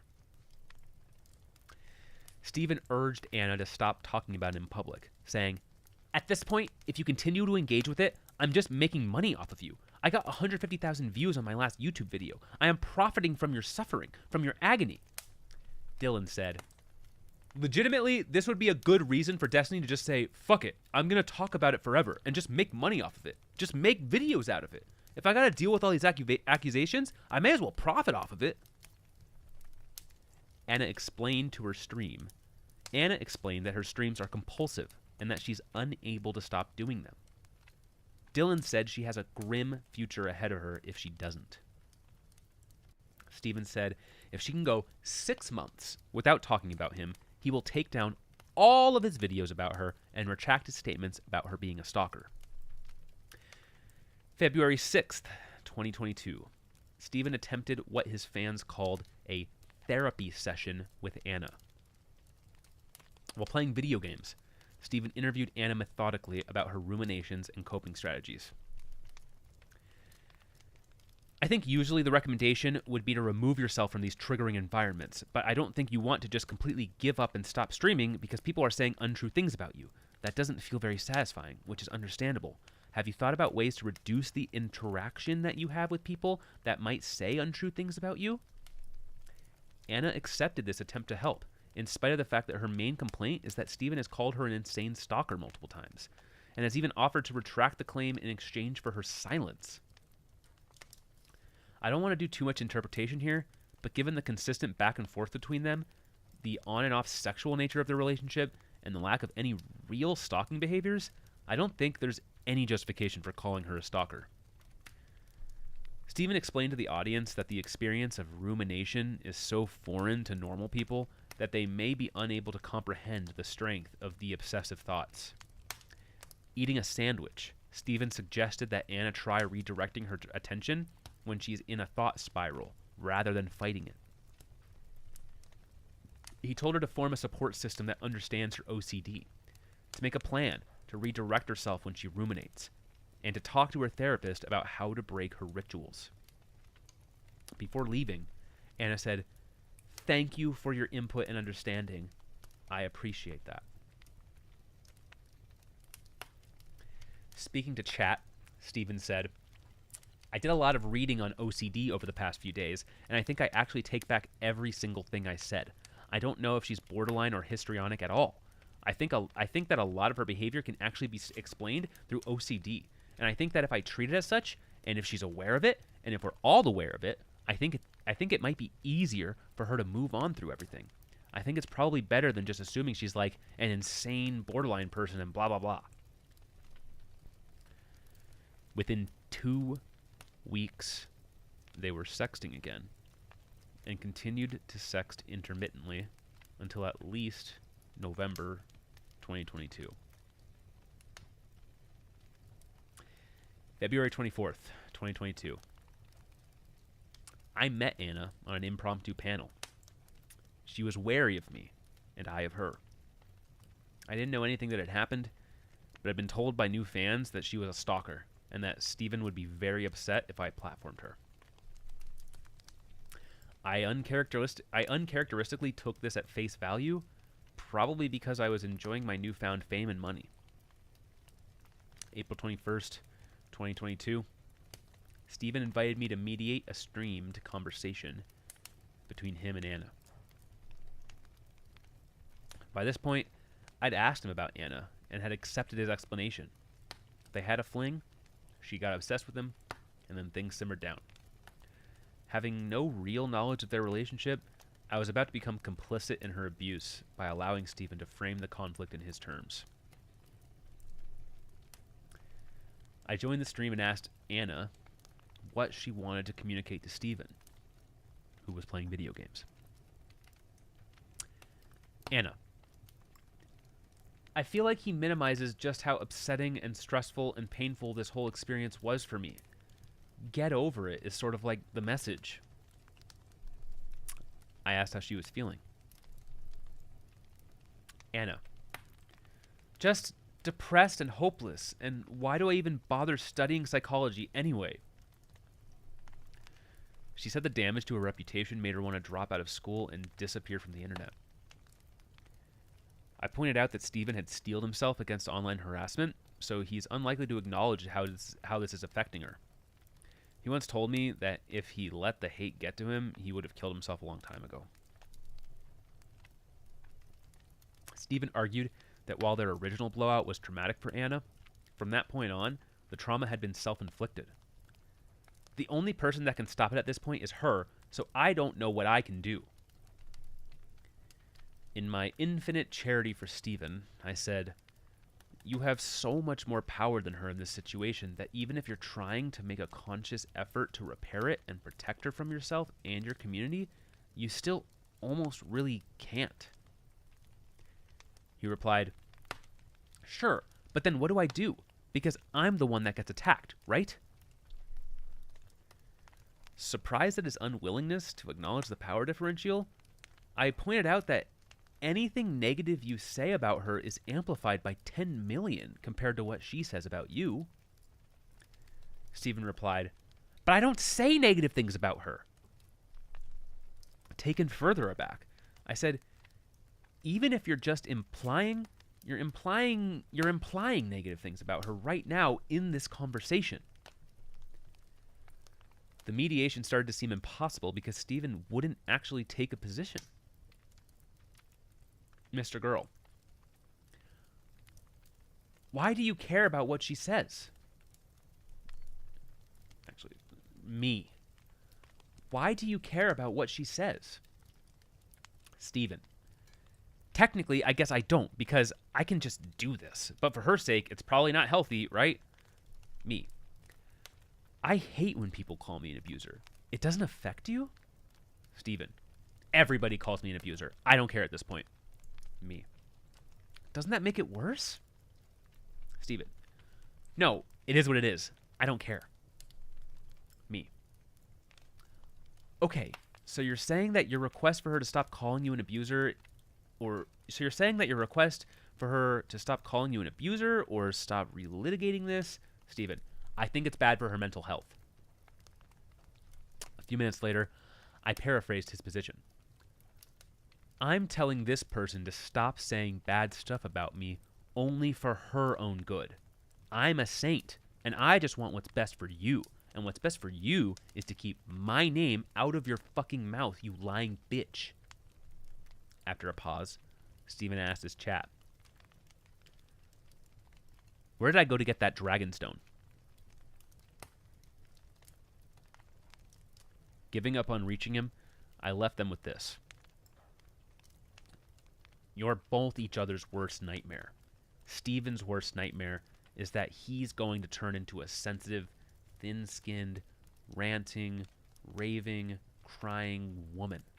And Anna's worst nightmare is that she's going to turn into an abusive predator who abuses her power and steps on people and hurts them." Sometime during the spring, Stephen deletes every Discord DM that he has ever sent Anna. May 26th, 2022. Stephen directed his audience to Anna's Kiwi Farms thread, effectively doxing her on his stream. He did this likely in retaliation for something she said about him on stream, explained in their DM exchange below. Despite being on relatively good terms and despite having sexted 2 days prior. Kiwi Farms is a forum where users track and discuss the lives of lol cows, internet figures who provide entertainment in the form of schadenfreude. It is common for forum users to dox their targets and to take sadistic delight in the psychological harm that they inflict. Cheerfully, Stephen said, "This is my only non-media blackout time. Somebody on Kiwi Farms has made a thread on Anna.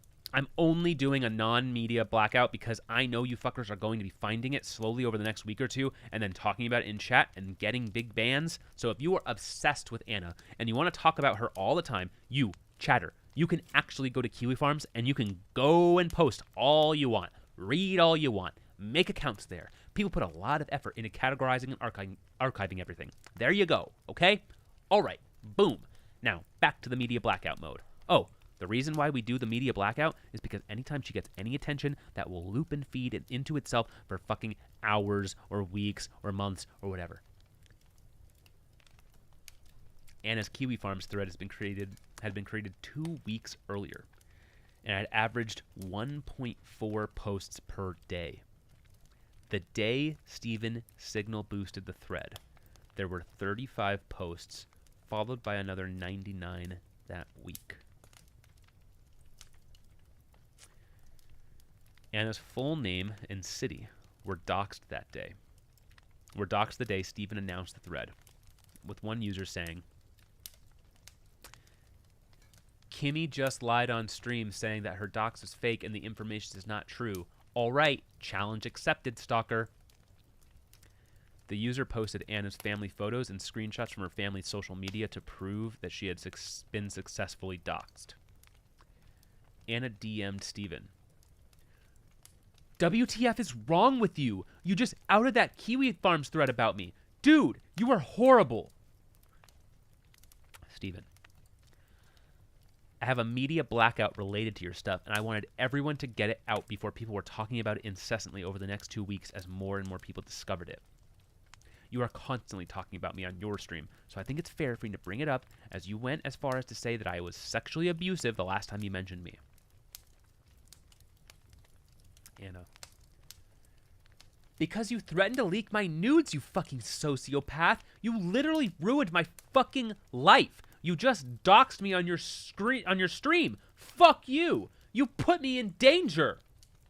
Stephen, you're doing it to yourself, and you're going to keep doing it to yourself.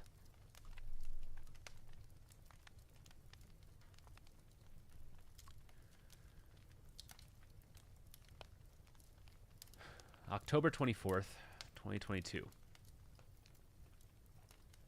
Lav, a 24-year-old streamer Stephen had a sexual relationship with, told Stephen on stream that he hadn't done a good job of protecting Anna from harassment. Stephen immediately threatened to cut ties with her if she kept talking. I was a part of the stream as well, and I agreed with Lav that he was not simply Anna's victim. I still knew very little about the relationship. Stephen, shouting, said her abuse of him was as straightforward as somebody being locked in a basement, beaten, and starved. He went to the bathroom, leaving Lav and me alone to talk in front of the audience. I said if she wanted to push back against his claim that she was defending his abuser, she should take the position that Anna didn't really lock him in a basement. The chat was ignited. Why talk about it, retard? Don't say that. Destiny, are you okay? Manipulators latching onto the thing that can hurt Destiny. Victim blaming. Mr. Girl and Lav are narcissist. Destiny fans started multiple posts in my subreddit. The topic of Anna is banned from his, about how I was weaponizing his abuse without understanding the situation. They commented, why are we reopening this can of worms? It feels like other people's trauma is being hijacked so people can win an argument. If this is something that has to be discussed, do it in private, for the love of God. And I don't care what Stephen thinks about it, to be honest. This was a line for me. I don't know what exactly I can see from Max to erase the feelings of absolute disgust I have right now. Though I had been warned never to mention Anna, I was still surprised by the response and pointed out that Stephen had fucked a streamer, didn't hold boundaries with her despite calling her a stalker, and didn't hold his boundary with Lav about not wanting to talk about it. I couldn't understand why the fans of this 33-year-old millionaire shit-talker were rushing to hold his boundaries for him. 2 weeks later, I found out he'd been sexting her on and off all along. I felt strongly that I should speak out about it, if only to repent for my own complicity and begin working on this project. I felt strongly that I should speak out about it, if only to repent for my own complicity, and began working on this project. November 10th, 2022. Stephen found out I was investigating his professional relationships and accusing him of sexual misconduct. He launched a counterattack immediately, calling me a rapist, abuser, manipulator, and narcissist on stream. Anticipating this, I begged Anna for 3 hours to give me a screenshot proving he was still sexting her. She was extremely resistant. She felt a screenshot would be too much of a violation of Stephen's privacy, and she didn't want to jeopardize her ongoing relationship with him. She suggested I go public without it, saying she would provide one if Stephen denied the claim. Fearing I would be hung out to dry, I recruited my girlfriend and Lav to help me convince her. Steven started up the attack stream, titled, "I'm Nuclear," and began his campaign to smear and discredit me. I still had permissions in his Discord server, so I jumped onto the stream and said, "You've been sexting consistently with Anna for a year." He responded, "Me and Anna don't have any problems." I said everything that he said about her is a lie and that she never stalked him. He countered that she did stalk him, but that stopped a year ago. They've been cool since, and he has no obligation to provide the public with details of his personal sex life. When I kept arguing, he muted me. So I left. Anna gave me the screenshots and I tweeted it out. She would later DM Steven. "The only reason I even showed Mr. Girl that screenshot was because he said it will help people to see that I'm not a stalker. Keep this private, okay, please, because Max scares the shit out of me. He is insanely manipulative. Like, holy shit. The amount of coercion he was putting on me to send him a screenshot of our sexting was insane. It's like nothing I've experienced before." Steven: "Yeah, I know. He's got you and Lav twisted in this idea that I'm running around sexually manipulating and abusing people on my stream, lol." The next day, Anna DM'd me. "I'm not happy that Lav broke our privacy agreement. I'm also sorry that my behavior has been two-faced. I'm scared that you're going to come after me now like Lav has." I replied, "No. I knew you would go back to him. You're trapped just like I am. I've been struggling to get out of his grip for a year. I'm just like you, and I see that now. I've been crying all day."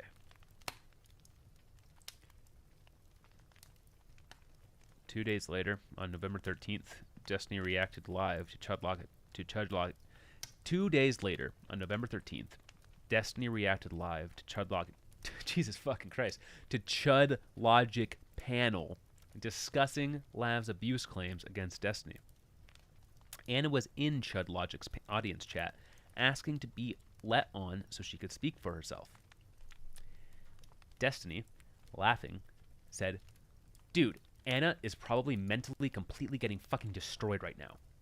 A moment later, he said, "That's not funny. I shouldn't." As he listened to Lav criticize his relationship with Anna, Destiny said, "Me and her are cool. Everything is fine or whatever. But just to be clear, this idea that she's some slave of mine is unreal. Lav is totally inventing this idea." But moments later, an audience member sent Destiny a screenshot of Anna's messages in Chud Logic's chat. "Oh, oh," Anna in Chud's chat saying that now. "He weaponized that powerful platform against me to the point where I was held hostage to him. I was literally..." Okay, well, never mind. Maybe she's saying it now, I guess. Over the nearly 3 years since their first conversation, Steven has mentioned Anna in more than 150 streams.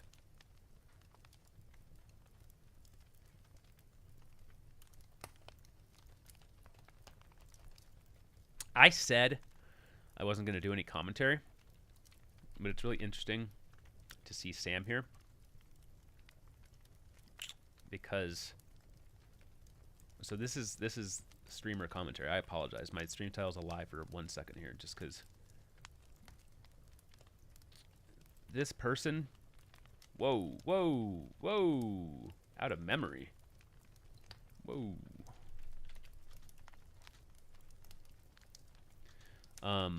This person,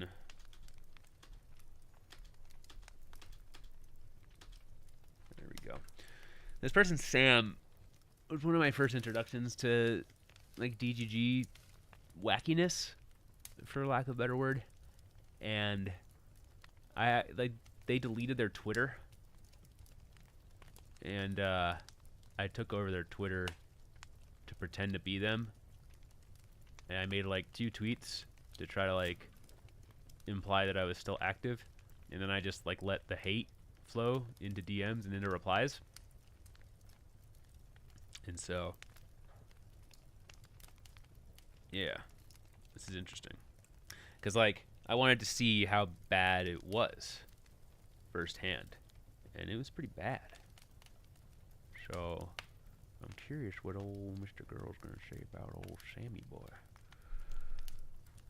Okay, I have to rest my voice for a second. So, once again, 1 minute. We're back in 1 minute.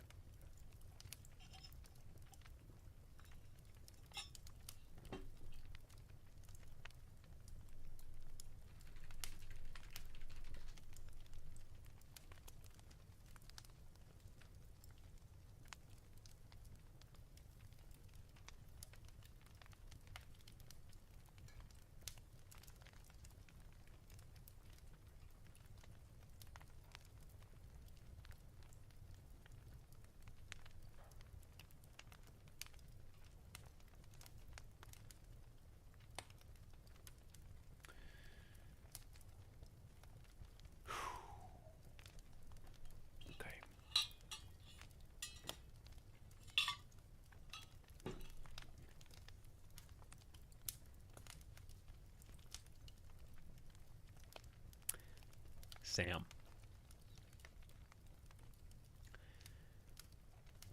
In early 2021, Destiny funded and organized door-to-door canvassing for the mayoral campaign of political novice Mark Gudgel in Omaha. The two also did promotional media appearances together.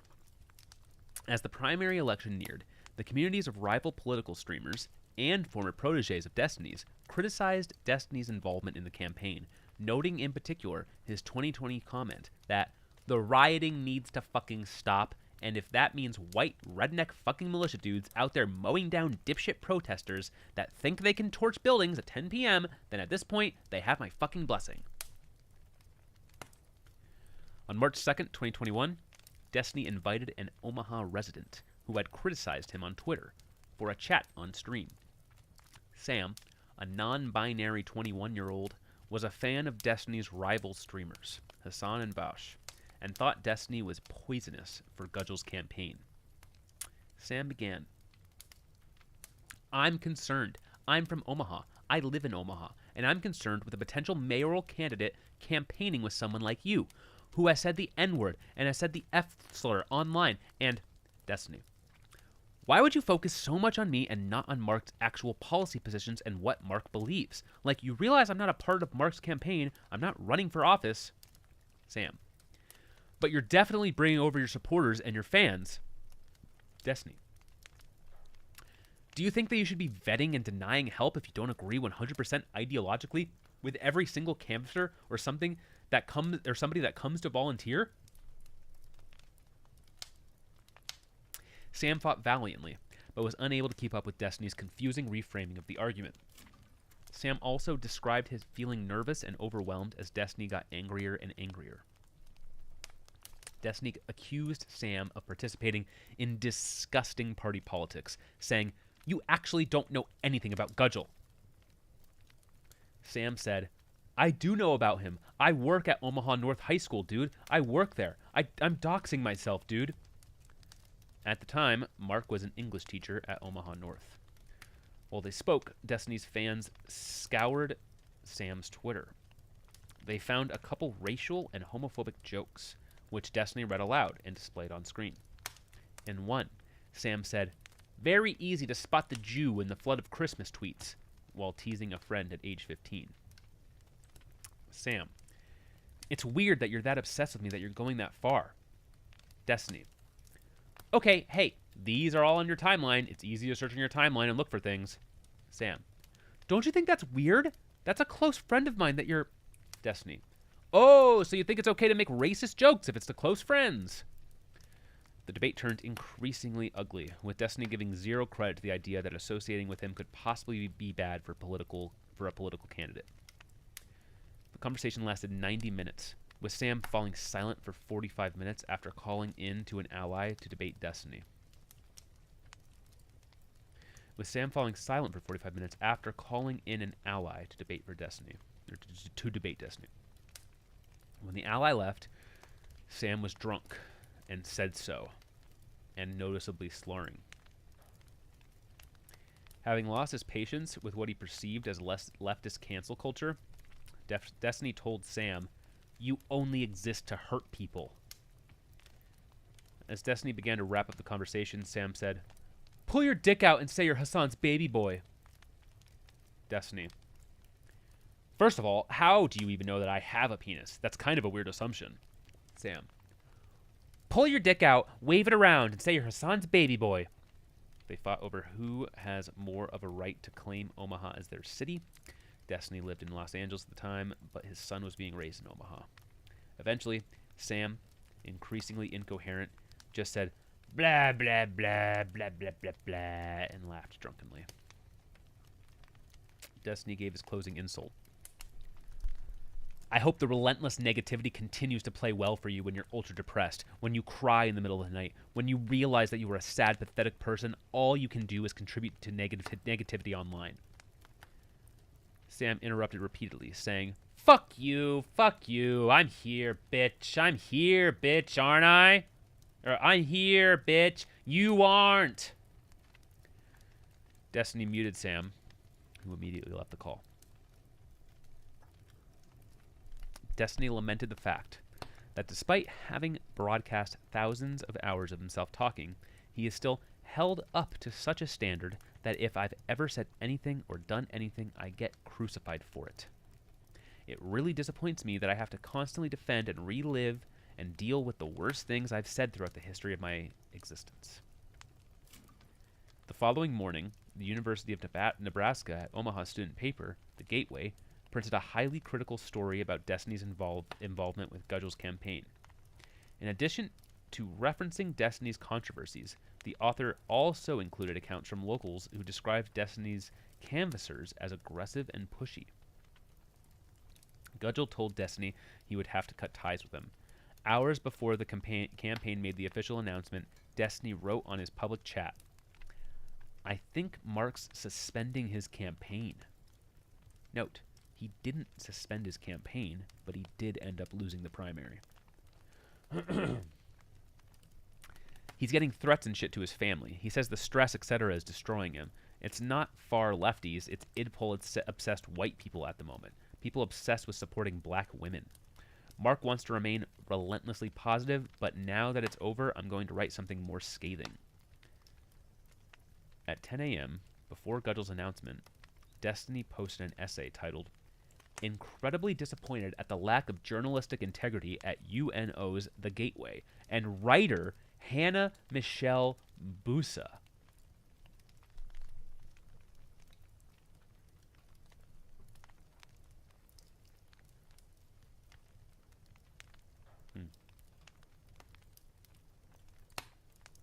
The Reddit post would receive 6,500 upvotes, making it the most popular r/Destiny post to this day. Destiny accused Busa of intentionally misrepresenting his views on BLM, downplaying his progressive activism, and printing lies about him told by supporters of rival candidates. Additionally, he posted screenshots of the author's personal social media, pointing to a supposed conflict of interest because she followed a rival campaign's manager on Facebook.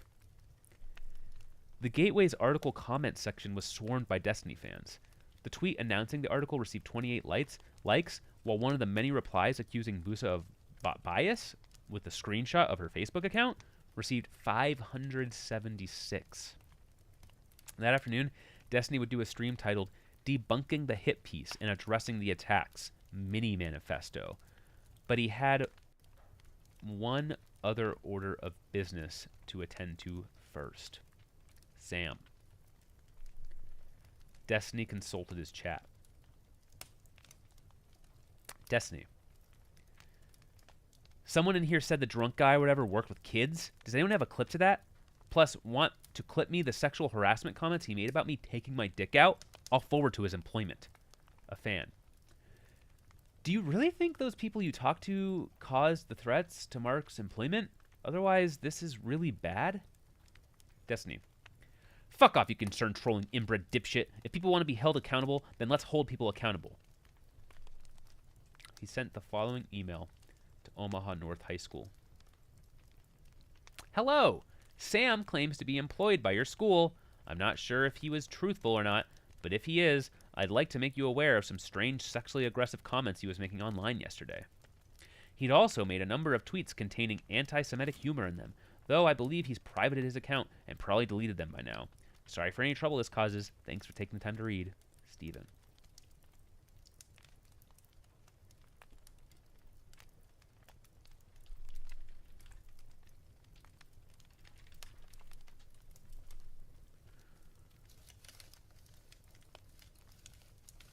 Darius.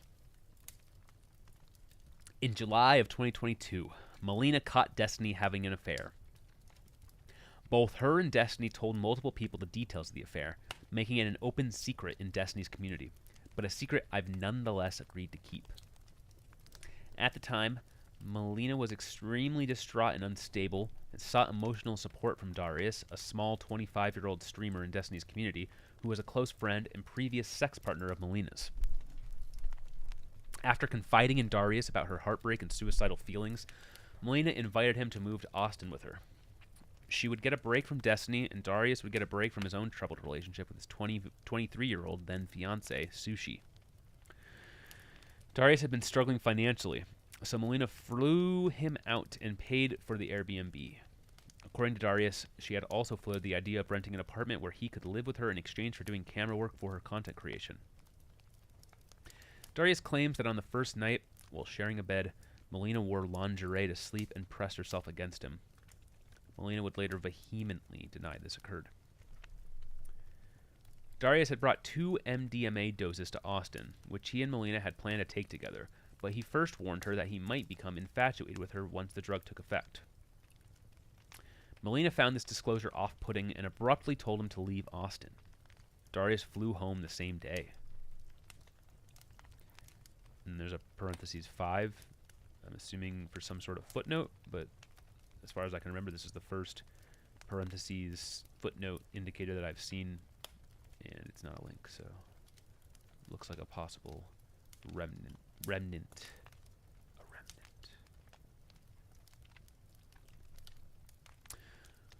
Upon returning, he found out that he was being fired from his job.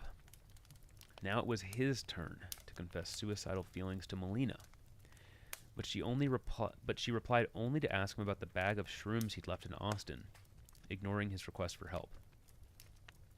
At one point, Darius wanted to stab himself, but he kept changing his mind by the time he'd retrieved a knife. He started keeping knives within arm's reach. Sushi urged him to go to the hospital, but he refused. On top of everything else, Darius' new puppy, sick with parvovirus, needed an emergency surgery that would cost up to $10,000. Paying for it was out of the question, so Darius started a GoFundMe and asked for donations on Twitter. Hey guys, I'm very saddened to announce that my dog needs an emergency surgery today or she won't make it. If any Oilers out there see this and have the empathy and compassion to donate, I would really, really appreciate it.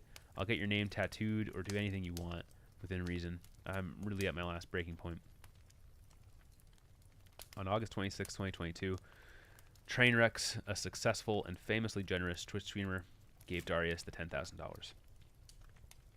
Darius tweeted, "I could fucking cry, bro.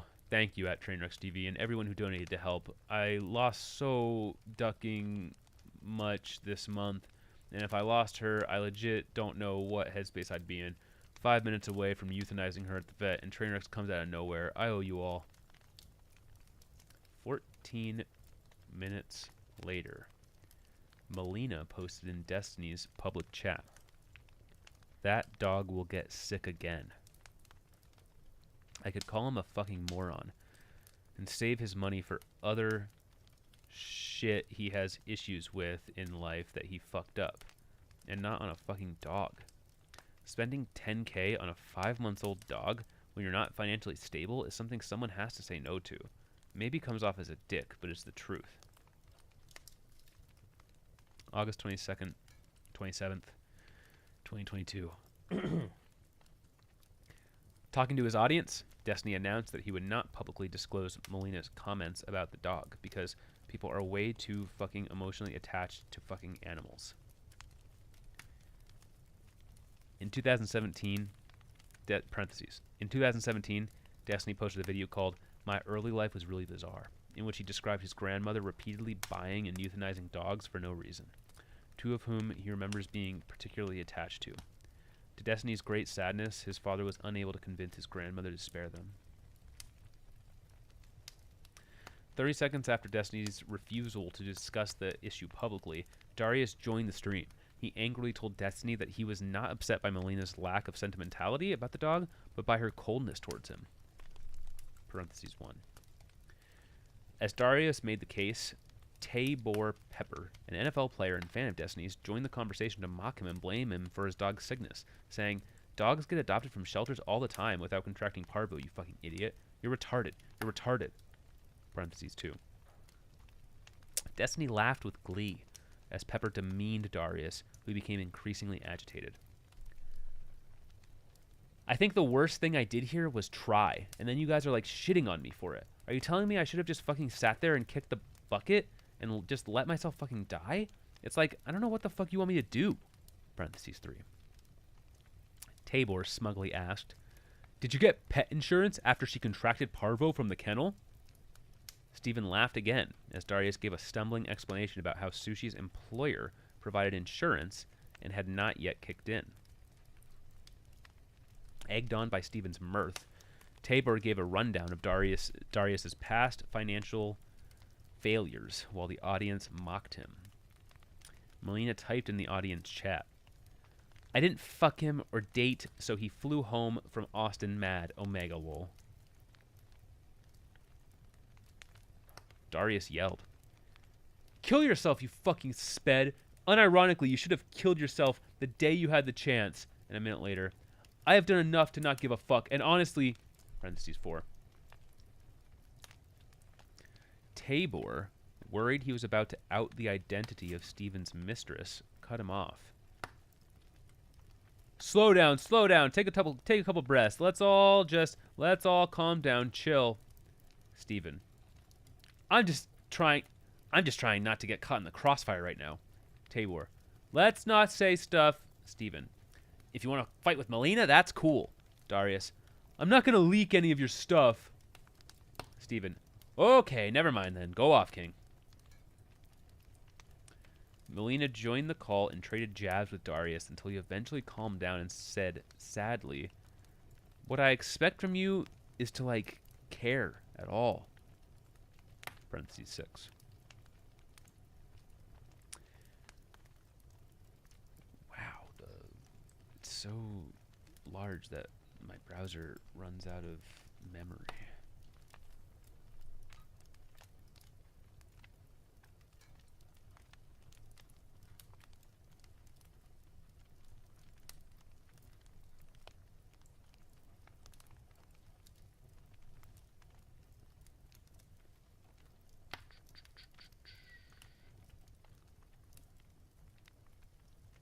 Molina replied, what I expect for you is to care at all. Molina replied that she didn't want to interact with him anymore, explaining, "Most of your messages really has been, 'I'm gonna go kill myself.' And for real, I've had friends call me about you. Several friends told me that you're about to go kill yourself. I did not want to be involved or interact." Darius said, "I thought the level of care was reciprocated after I sat there with you for multiple months, days, and weeks about fucking this whole shit with Stephen and you talking about even killing yourself." Stephen laughed at this and said, "Got a lot of suicidal people on the call right now. Everybody needs to chill out a little bit." He then asked for a timeline of the events of the weekend in Austin and moderated as they argued about who had made a sexual advance on whom. Parentheses 7. With Dan tossing in bombs such as, "He said verbatim that there was a lot of crotch rubbing going on," and "the ass to crotch pipeline. That is highly sexual stuff." Parentheses 8. When Darius read aloud a DM in which he'd asked Molina if she wanted him to leave Austin or stay, Stephen got tired of playing with his food and went in for the kill. Okay, can I give you what it sounds like and what probably Molina's read is on this? And I could be wrong. Just this is my general feeling, and I'm being fair. I've heard Molina's side of the story more than your side, so obviously I have more information on that side, which may or may not be incorrect. Doesn't that message sound a little bit like you're kind of asking her, is there a chance that something is going to happen here, or should I just leave and go back to sushi? Projecting nuanced curiosity, Stephen laid out what I believe was the real reason for the stream. Oh, excuse me. Projecting nuanced curiosity, Stephen laid out what I believe was the real reason for the stream. Like Bob said before him, Stephen thought Darius had tried to destroy his marriage. Dan urged Sushi to join the call, and she did. Stephen was furious with Molina for mocking Darius while he was in need of help. She was furious with Molina for mocking Darius while he was in need of help. Sushi and Molina had also previously had a sexual relationship, making things even more complicated. Sushi reprimanded her. The polite thing to do would be to message him and say, I don't think we're friends anymore. That's just a nice thing to do. If you're going to start shitting on someone publicly, you should just reach out to him first. That would be the polite thing to do in this instance. Parentheses 11. Molina replied, yeah, I don't care that much. Sushi. I don't feel the need to do this type of shit publicly. The only reason I'm here now is because I feel like Molina is trying to act a certain way, and that isn't true to her character. She's trying to act like, oh, I'm just so, I don't know what's going on, blah, blah. But behind the scenes, she's such a fucking bitch. Steven. Sure, then that's fair. And you've said your piece. Okay. Darius. Bye, guys. Fuck you, Molina. Tabor. Have fun with that, Darius. Steven had ushered Darius out so that he and the other two millionaires, Dan and Tabor, could host a dating advice show. As of this writing, the dog is healthy and happy. Okay, so this is not me reading the article. This is the human being speaking. I'm not sure how much further I can make it. How much longer of it? Oh, man, I've been doing this for 2 hours, 2.5 hours? God damn. Oh, so is this, I'm actually reading the chat now for a second. Is this like, is there anyone here who's like, would be bummed if I cut this right now? Who's like enjoying the reading and wants to continue? So I can probably push it a little bit longer. My hard cut is probably like an hour and a half from now when my wife gets home. But I'm thinking of cutting it now. If there's anyone who wants to keep going, saying keep going, I'll keep going. Otherwise, if it's kind of like, you know, mid-level, whatever, my voice is feeling it. It's an interesting endurance exercise to try to read for hours. So I think I might, I'm not sure. I was thinking about trying to like create like an audio book upload thing, like a fucking 11-hour upload, because I guess 2.5 hours were what, 10, 20 or 20 something percent. So this is literally going to be a 8 to 10 hour read. You can obviously speed read quicker than you can actually verbalize, so it's probably like a 5-hour read.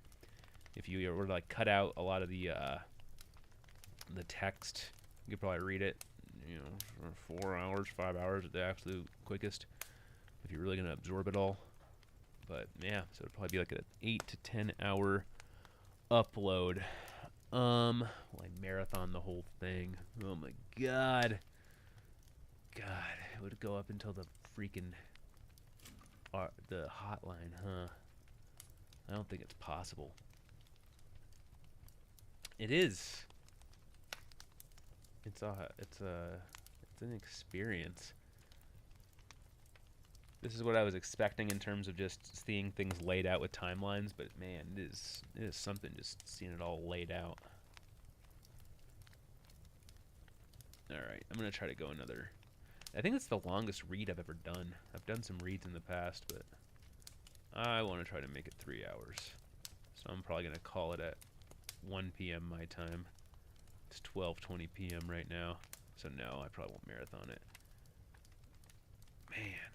Man, look at man. There's just so much. Okay.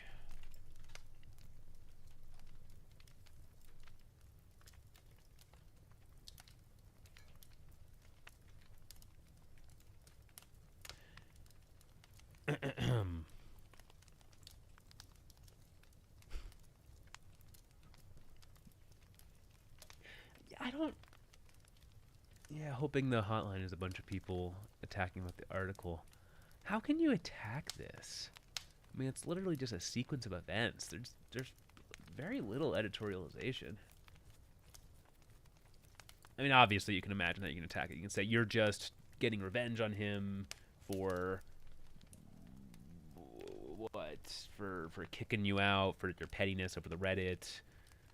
Yeah, but I'm curious. I guess the thing you'd see is you'd have people who have a different interpretation of reality, right? You'd have people who believe that what is being espoused here just isn't reflective. Like the Sam thing, you can be like, he was a piece of shit. He was trying to fucking ruin his political yada yada yada. Even though the whole point is that, like, yeah, even if that's the case, it's still Destiny abusing his platform.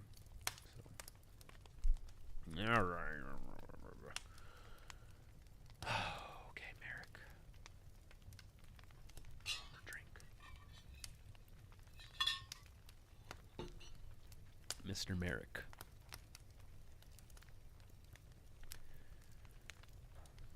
As of writing this, the dog is healthy and happy.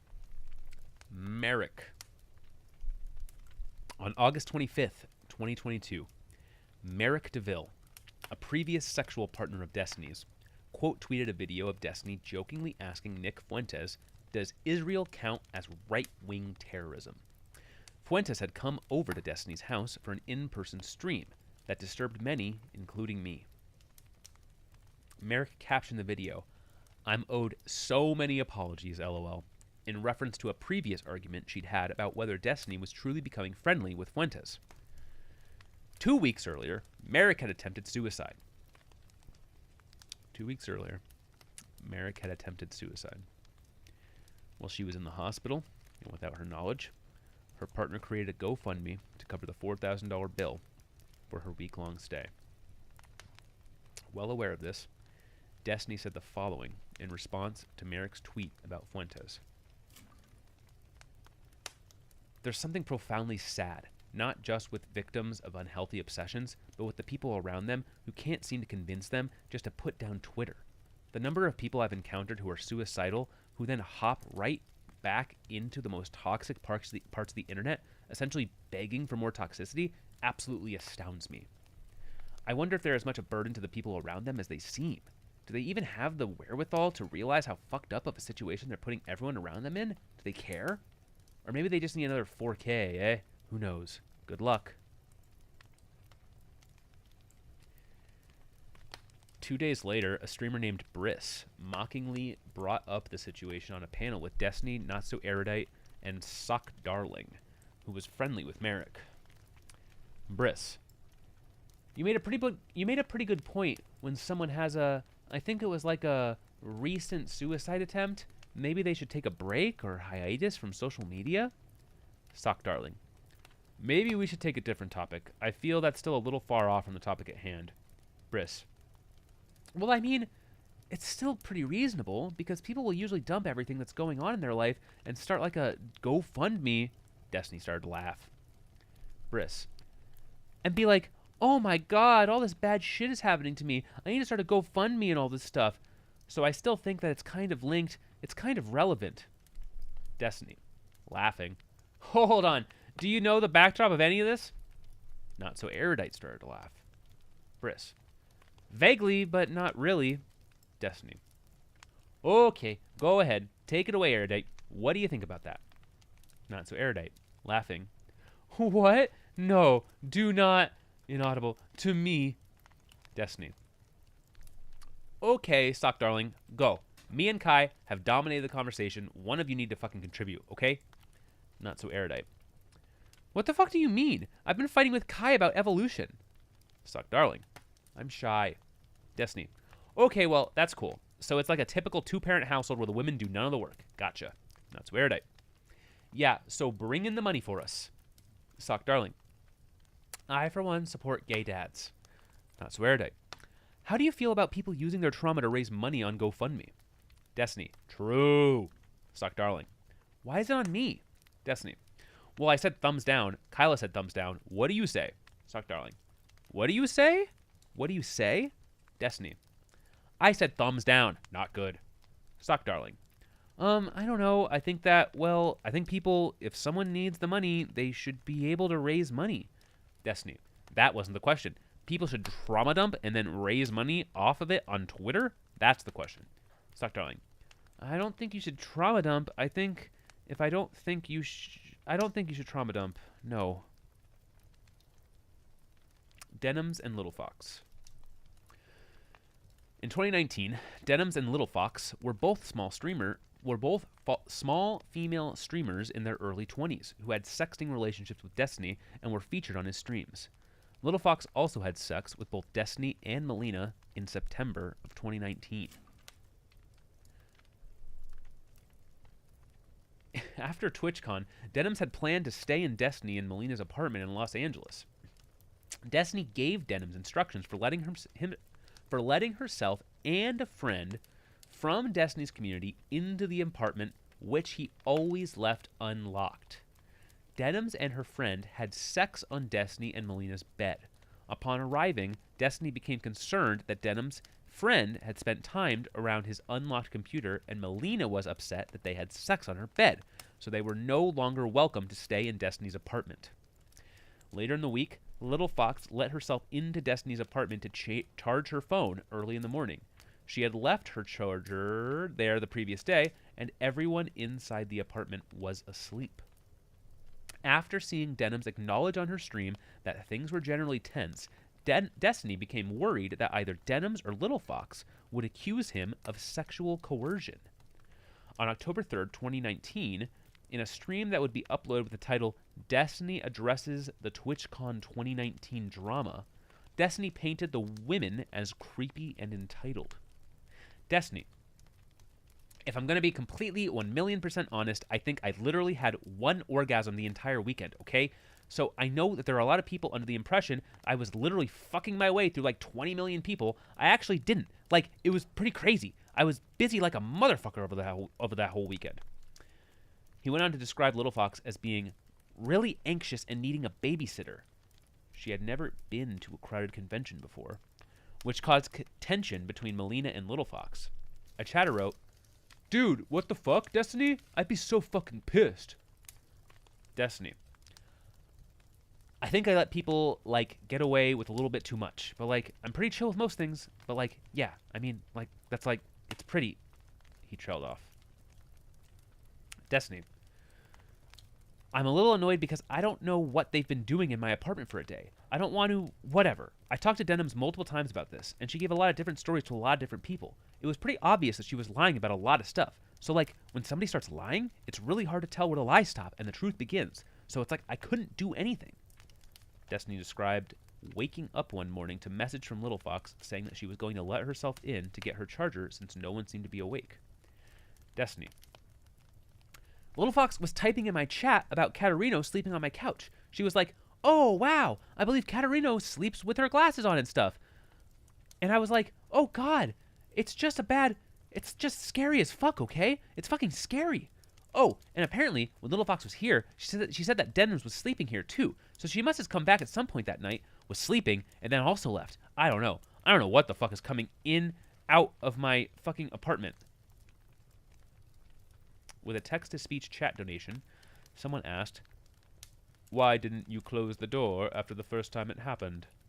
Destiny paused, heard the question, and ignored it. He continued his story, claiming that Denims and Little Fox showed up at his apartment unannounced yet again. Little Fox was watching the stream live and protested Destiny's version of events.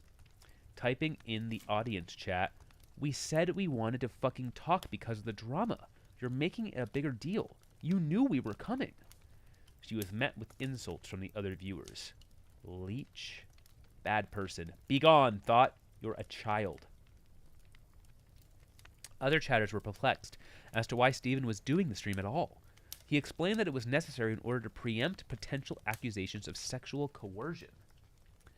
Destiny.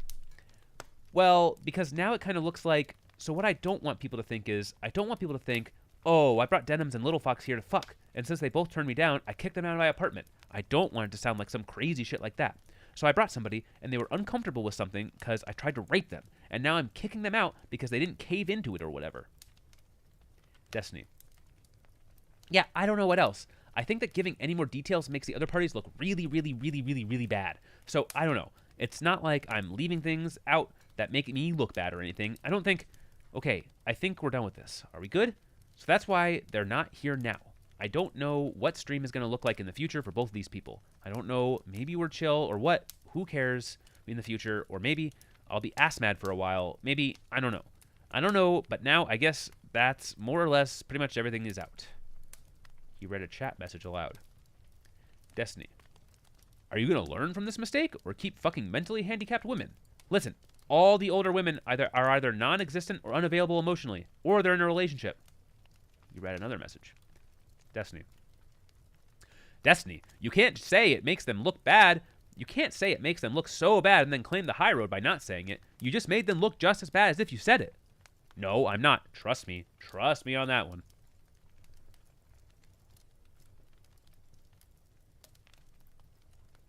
It's so long. White Nervosa.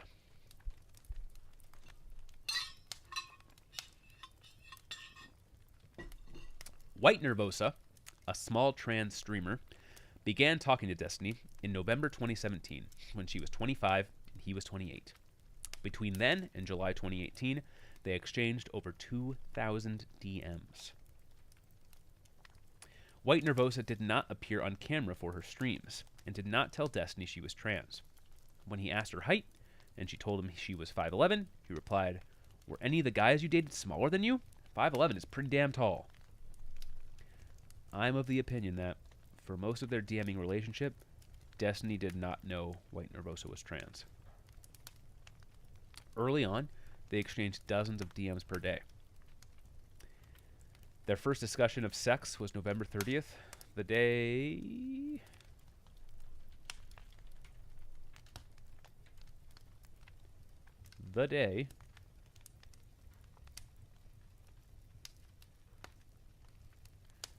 Their first discussion of sex was November 30th, the day after they started chatting regularly. Destiny explained his needs for sexual compatibility in a relationship.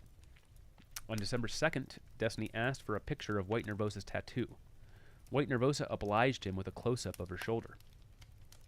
On December 22nd, White Nervosa asked to be added to Destiny's auto-host list on Twitch. Hosting a stream means that their stream will appear in place of yours while you're offline. A host from Destiny was a big help to a small Twitch streamer. Over the next several months, White Nervosa would occasionally appear on Destiny's stream for various debates and discussions. January 7th, 2018. White Nervosa. I'm flattered I'm apparently part of the official harem now, but my two qualities are who tier, which is understandable, and then for people who like me, functioning sociopath. You have a stable job and 2 friends, but you find yourself fantasizing about torturing animals. Big face. So, let's play PUBG sometimes again in the morning, buddy. Or debate. Or CSGO. Destiny. Yeah, boy. You're the smartest harem member so far, so good job. They spoke regularly about Destiny hosting White Nervosa's channel, including this exchange on March 17th. White Nervosa. My time slot. When are you done streaming? Destiny. I have no idea, but I'll hit you up with that fat, throbbing host when I finish. Destiny's engagement dropped off in the spring. He no longer initiated conversations and replied to White Nervosa once every week or so with the... And this is a edge note. That sentence just ends with a.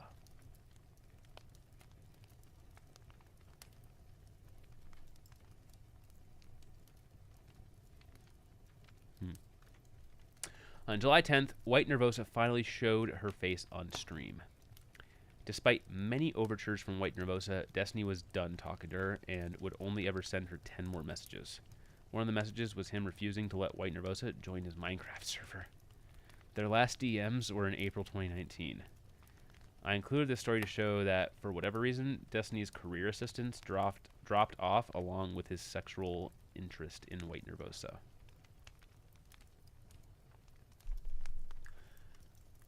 Bosh. Now a sizable leftist streamer, Bosch started out as a Destiny fan in the early 2010s and came up through Destiny's community. In 2019, Bosch was accused of sexually harassing a woman in Destiny's community over DMs.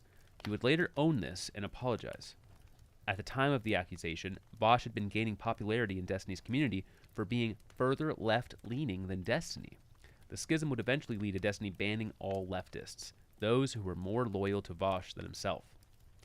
Destiny read the DMs between Bosch and the victim aloud on stream, but concealed the identity of the accused harasser by displaying redacted screenshots. By the end, many in the audience had figured it out, and Destiny gleefully revealed the fact that it was Bosch. Within minutes, Bosch joined the stream in a panic, asking, "What the fuck is going on?" Destiny laughed again and banned him. The relationship survived until 2020, when Destiny sent in a streamed debate about Kyle Rittenhouse. The rioting needs to fucking stop. And if that means, like, white... I already read this one.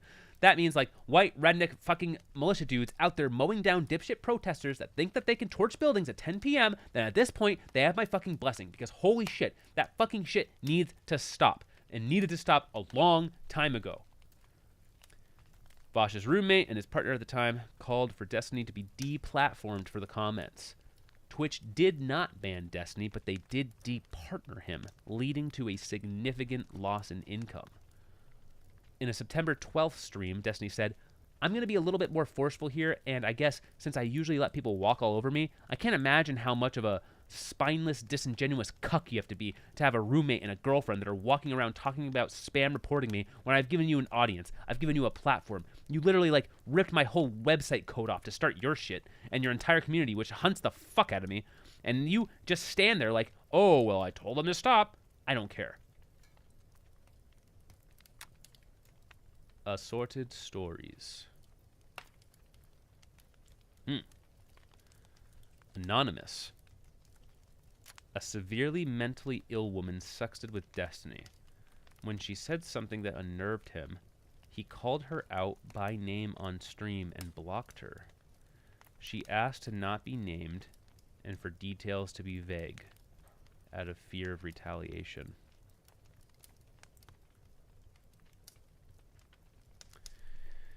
Two anonymous female streamers, one struggling with mental health issues, the other not, both sexted with Destiny and were occasionally featured on his stream.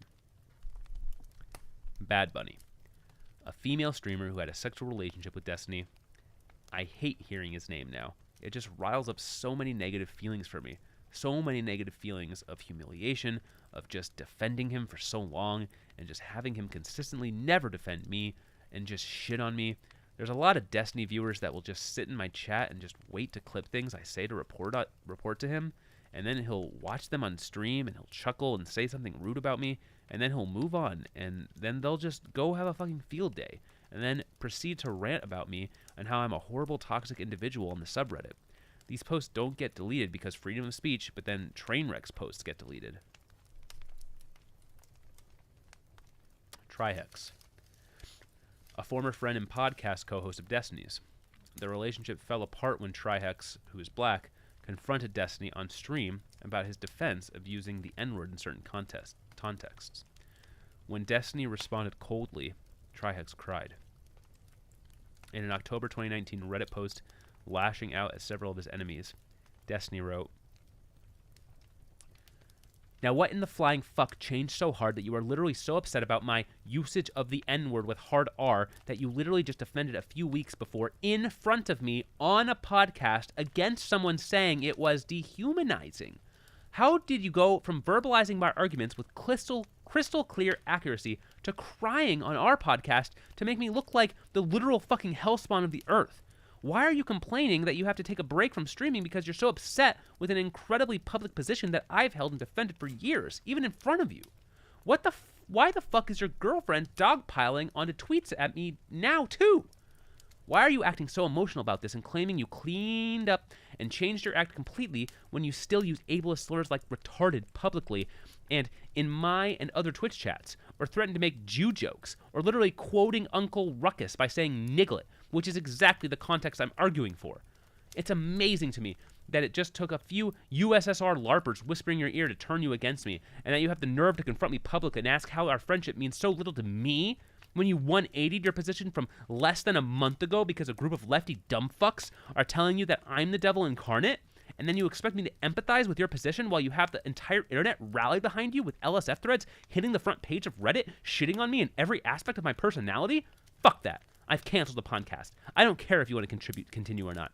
What kind of fucked up background do you think I come from where I'd ever deal with such a dysfunctional one-sided relationship? 3,900 upvotes. A subreddit post about the incident titled, "It's actually so fucking sad that Trihex is looking like this entire show. It's actually so fucking sad that Trihex is looking like this the entire show, and Destiny still jokes about the N-word joke drama," was removed by mods after receiving 1,300 upvotes. 2 comments on the deleted post. That is frequently how it goes. I am black and I grew up around a lot of white people and had the N-word tossed around a lot. I had nobody to back me up when I got angry, and the social pressure to just be cool was so high that it usually resulted in both of us apologizing even though I didn't do anything wrong. Being an angry black dude that calls people out for being racist is a very quick way to be alienated from many social circles. It really fucks with your head. 247 upvotes. Yep, I'm black and that's always been my experience too. White people are able to enter black spaces at will and justify their use of words that have historically been used to dehumanize us in any way they see fit. We're never allowed to enter white spaces and do the same or call them on it, or we're just being angry, unreasonable N-words. 49 upvotes.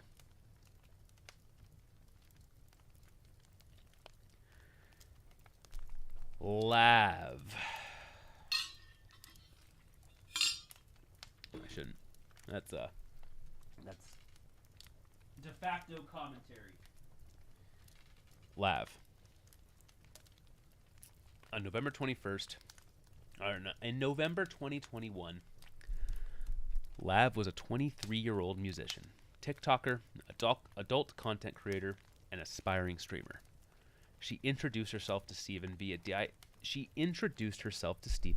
Instagram DM, telling him she liked the sound of his voice and that she discovered him through his videos about Anna. He replied, "Oh, well, Jesus, ha ha ha ha. I do politics and games and shit. That's not my normal content." They kept in touch, but Lav didn't start streaming in earnest until June 2022, when she called into my stream to talk about relationships. She also told me she was retiring from OnlyFans.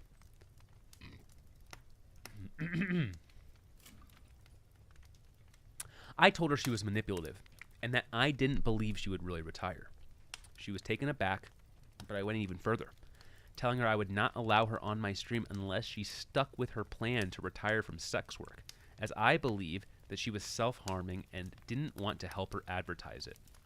After a few contentious months, we became good friends, with me in a mentor role. June 16th, 2022. Steven DM'd Lav that he was masturbating and requested that she send a sexual photo, which she did. That evening, Lav asked, "Are you going to stream with me and give me clout?" Steven replied, "LeMayo. If we've got something to talk about, sure thing, bucko." August 2nd, 2022. Lav and Steven talked about OnlyFans on stream. Afterwards, she DM'd him, "I really like talking with you." Smiling devil emoji. Steven, "Thanks. Now I'll feel less bad bugging you for feet pics." Lav, "Ha ha ha ha," handshake emoji. "Pleasure doing business."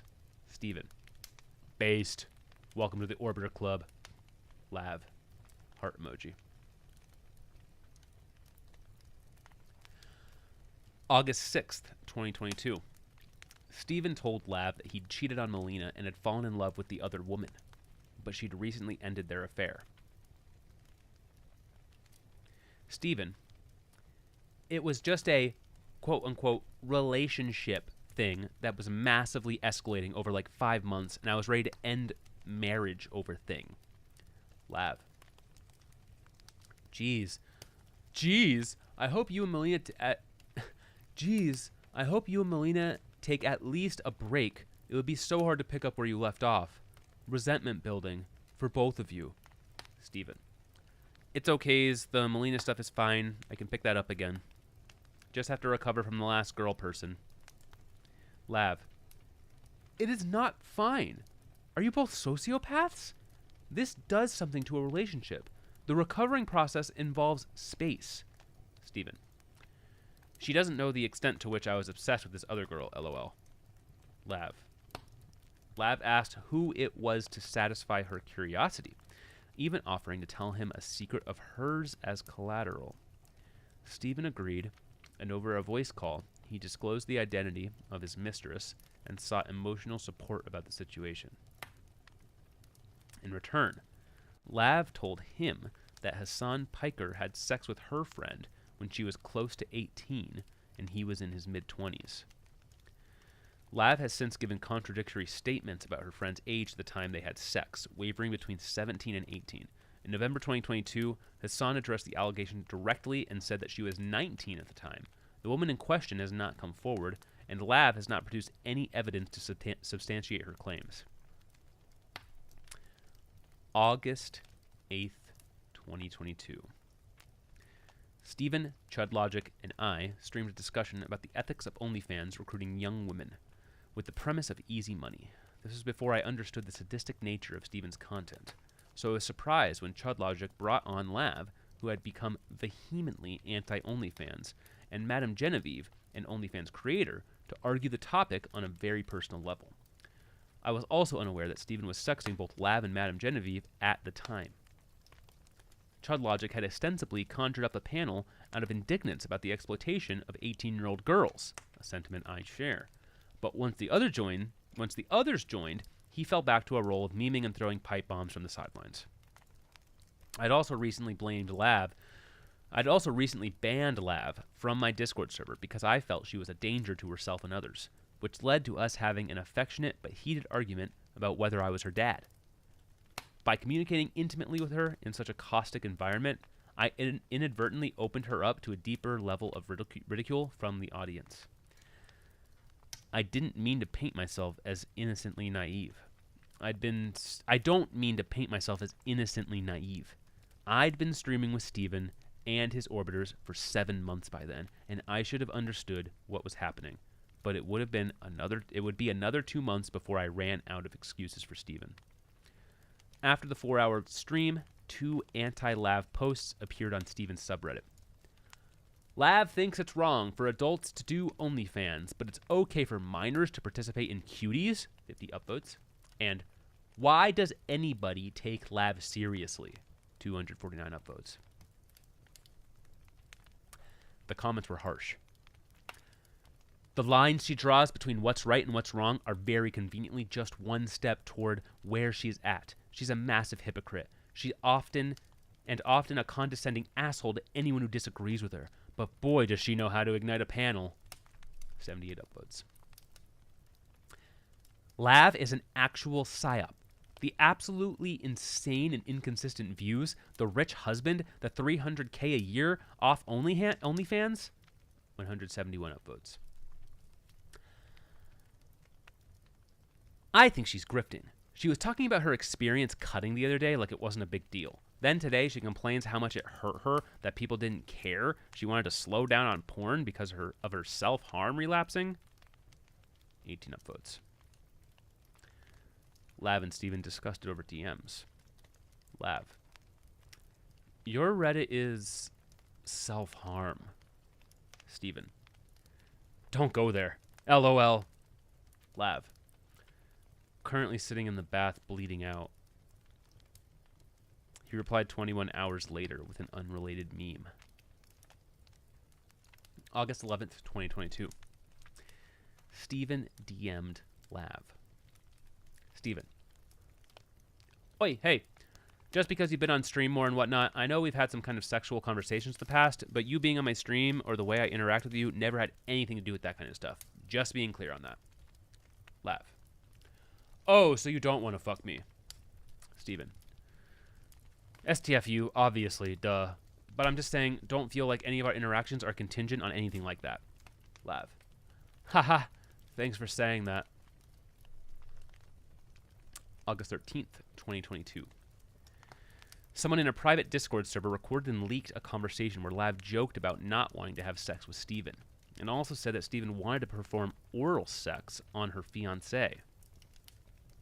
On stream that day, Dan confronted Steven about his tolerance for Lav's weaselly behavior. Steven, I don't know how much was said in jest in terms of having a threesome with her husband. I'd probably do it. I don't know if we've ever talked about that specifically or not, but I'm bisexual, Dan. Accept me. Dan, yeah, why is it that every person that comes on the stream you need to try and sleep with? That's not good. Steven, I don't need to. It probably came up in a conversation. I've known Lav for, I think, 2 years. Dan, Chud Logic was playing a thing of her in your Discord saying that saying that she would find it funny for you to be with her husband, but would never want to sleep with you because you're a gnome cheese boy. Steven, based. Dan, that's not based. That's incredibly two-faced and fucked up and not okay. Steven, it might be, I don't know. I'm not pursuing her sexually right now, though.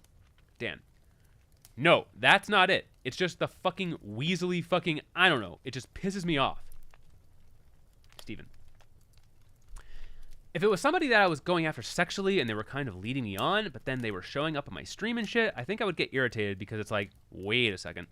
Dan, how do you feel about this person that went on and said this about you after you were, I don't want to say vulnerable, but you know, to a little extent, yes. Actually, a lot of extent, yes. Steven, wait, how was I vulnerable to her? Steven is likely signaling to Dan that he should not disclose that Lav knows about the affair. Dan backpedaled. Dan, well, that's like, in the words of a very famous streamer, that is leaking private sexting details. I interpret this as a reference to Anna's complaint from 2 years prior that Steven had announced their sexual relationship on stream. Steven, yeah, but I don't care. I'm open about all my shit. Like, I would do a male-female threesome. I don't give a fuck. I don't think that's ultra-private. It's a little fucked up, for sure. Dan wasn't convinced. Steven continued. Steven, if personally I was chasing this person and this was happening, I would be upset. But like, insofar as our relationship is concerned, we talk a little bit privately, and then she's on stream for me. But that's mainly the extent of our stuff. And most of the time she's on stream, it's like pretty brutal experiences for her. He laughed as he said, brutal experiences. Steven, but it's not like I'm crushing on her really hard and going after her and then I'm finding out I'm getting played super hard. I'd feel horrible. If that was the case, I'd feel a lot worse. When Dan said he should be more upset since he seemed to be pursuing Lev sexually, Steven said, I'm pretty sure we've spoken sexually probably like over a year ago. Steven, the problem is that there are very few types of things in life that truly have me as a vulnerable person. That would upset me if somebody betrayed me. It's incredibly uncommon somebody has that level of access to me. Sexually, that is absolutely not one of those things. If some girl hooked up with me and pretended she liked it, and later on she's like, Destiny's got a small dick, and he sucks. Like, I don't give a fuck. I don't care about that shit. Sexuality is not a vulnerable aspect for me. You can hit me on that all you want. It's not going to bother me. Dan, you've been fucked over by a lot of people. I'm just trying to be like, hey, Steven, I don't know if any other content creators has fucked me over in a way that's like really, I don't know if any other content creator has fucked me over in a way that's like really bothered me before. In private, Steven became less responsive to Lav's DMs. She asked if he was mad at her. Steven, oh, no. I'm okay, well. IDK how else to convey it, though. Lav, Christ. Do you have feedback, comments, concerns? Or do we have to move on because it's so insignificant? Steven, oh, I already said it like 2 days ago. Just think that every single thing being said in Discord, etc., is always being recorded, lol. Lav, just think that every single thing being said in Discord is always being recorded. Lav, yes, of course, I don't say anything real in Discord calls, but none of them made you feel bad, right? Steven, nah, I'm Guchin. Lav, I could kill you. Steven, good, bitch. Smiley face. Lav. When are you coming to LA? Steven. I think September 1st. August 25, August 25th. So this that Steven says he's going to LA. I think September 1st. August 25th, 2022. This was the day Destiny mocked Merrick DeVille for her suicide attempt on Twitter. Lav DM'd him. You're sicking your whole audience on this poor woman. Destiny. Tell her to stop fucking tweeting about me. Lav. She's nobody. She doesn't exist. She's just some random girl who tried to kill herself. Destiny. She's not a random. We used to be close friends. I hate that she randomly takes shots at me as shit. Ugh. Just tell her to fuck off. Lav. She's very random compared to you. Take a breather. Destiny responds with a smiley face. I'm done now, okay? I got it out of my system. Lav. Don't let the internet do this to you. Remember your humanity, you big fag. Destiny. Wow. Wow. Lav. Why do so many of your former friends hate you now? Destiny. That's a long story. Lav. Do I have to worry? Destiny. But honestly, there's a lot of good/easy clout for shitting on me. I don't fuck over anyone unless they come after me first. I've never done that before. Lav. Did you have sex with her? Destiny. Yeah, one threesome with her and Molina. August 31st, 2022. The day before meeting in LA. Destiny DM'd Lav. We can do whatever you want. Just to be ultra clear, I don't care what we do, and I don't have any expectations for anything. If we just hang out and eat or chat for a while, that's super cool and fine. Just keep me updated. She replied. Thank you for putting me at ease and not raping me at gunpoint, heart. September 1st, 2022. Lav and Destiny met for an awkward sexual encounter, some of the details of which would leak later. September 11th, 2022. Destiny's subreddit had two highly upvoted Lav hate posts, one making fun of her forehead, 490 upvotes, and the other stating that viewer call-ins are terrible, but Lav is worse, 659 upvotes. She DM'd Destiny, who then removed the forehead post. Lav. Your audience is cancer. Destiny. Yeah, they're super negative towards you and hate women. Don't read the sub, Lav. Lav. It's horrifying. September 29th, 2022. Destiny asked Lav to meet the following week during TwitchCon for another sexual encounter. She expressed non-committal interest. October 5th, 2022. After Destiny reiterated the sexual proposition, Lav complained that their latest stream together was posted with the title, Destiny actually convinces her to concede a trans debate. Lav suggested the alternate title, Girl Gets Negged by Steven for 56 minutes straight. The top YouTube comments included, my vote is to replace Lav with the cool Ukrainian girl. 2.2k likes. Ah, the woman who definitely makes it in the streaming world because of her intellect and thoughtful conversations. 1.1k likes. I have to chant, I love women in my head over and over every time Lav talks. 1k likes. During the stream, Lav announced that she had posted a nude to Twitter and would be returning to OnlyFans after all. A post on Destiny's subreddit praised me for predicting Lav's return to sex work. It received 768 upvotes. Only one of them was mine. By this point, a narrative about Lav had taken root in Destiny's sphere. She was slippery, annoying, and needed to be held accountable for her contradictions. She showed promise and some flickering signs of intelligence, but it was imperative that she learn to take feedback and improve as an interlocutor. For example, Chudlogic posted a 75-minute video in November 2022 titled Lavloon Confronted and Exposed for Absurd Clout Sharking and Flip-Flopping, in which 7 men berated Lav about the rudeness of her decision to abruptly leave a small streaming panel for a larger one. Of course, Destiny himself is prone to lying and avoiding accountability. Sherry is a female orbiter whose streams are almost entirely focused on Destiny. In August 2022, when Molina separated from Destiny for a couple weeks over his infidelity, Destiny offered to fly Cherry out to Miami to see him, and then ignored her, never actually booking the flight. A week later, Sherry wrote a twitlonger saying her fruitless pursuit of a relationship with Destiny had left her feeling ashamed to be alive. In a tweet, she added that he still gasses her up, despite knowing how it will likely destabilize her. Destiny replied, agreeing that he shouldn't have made the offer, and later confirmed that they'd had a sexual relationship in the past. In October, Sherry did a string of lore streams, where she took notes on Lav's past public appearances and hunted for inconsistencies. October 8th, 2022.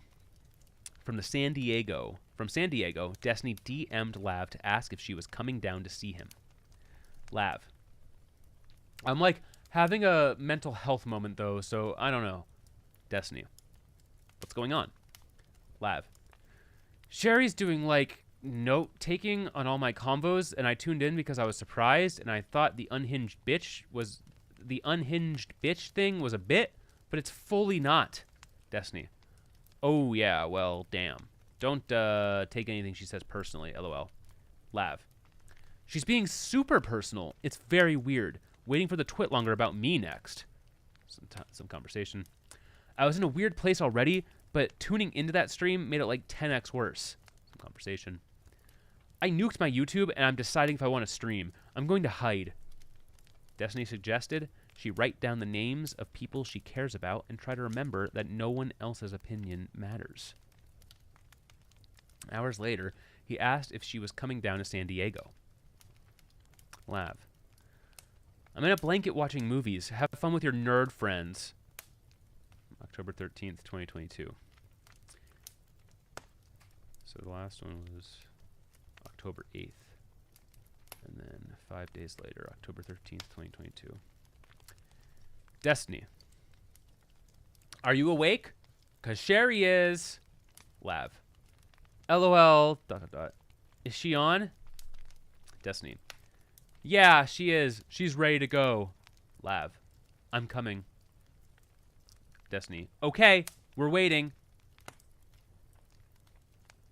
Coincidentally, I DM'd him at the same time to ask if he was available to talk the next night, because I thought things seemed tense between us. We'd been arguing about Nick Fuentes for a week, and he'd taken to banning community members who took my side in the argument. He told me he was free to talk right then. Again, I didn't understand the nature of Destiny's content at this point, and had no idea that he would agree to a conversation about a relationship while simultaneously setting up a cage match between Lav and Cherry, all to cause maximum chaos. However, I ended up being quiet for most of the stream because I didn't understand why it was there. Lav and I joined the stream around the same time. She angrily confronted Sherry for mockingly telling her to call a suicide hotline. Cherry: you did a video in your announcement to returning to sex work that you privated your videos, and you blamed it on me and said I'm doing these streams. I'm so mean. And that you got banned from my chat, but you couldn't help but keep watching, and it was like self-harm to you. So when I have somebody who I think is not well, who has a history of suicidality and cutting, and you tell me that watching my stream is like self-harm and you can't stop, I'm going to tell you to fuck off. And yeah, I'm going to link you the suicide hotline. I don't want any of that fucking baggage on me. Lav: you didn't link me the suicide hotline. You're posturing right now. You did it because you want to be a fucking alpha female bitch. You didn't do it because you fucking cared about me, you piece of shit. Lav and Sherry. Lav asked Sherry to list her criticisms of Lav. Stardust and John Zerka joined the stream. The stream turned into a heated debate over Lav's virtues and flaws. I defended her, but failed to recognize the extremely disturbing nature of putting the character of a potentially suicidal person on trial for entertainment, and then I left the stream.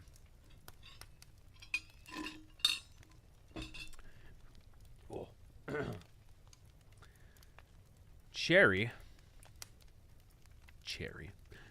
and Lav continued to fight about Lav's stances on sex work, with Destiny half moderating and half cross-examining, leading to exchanges like this.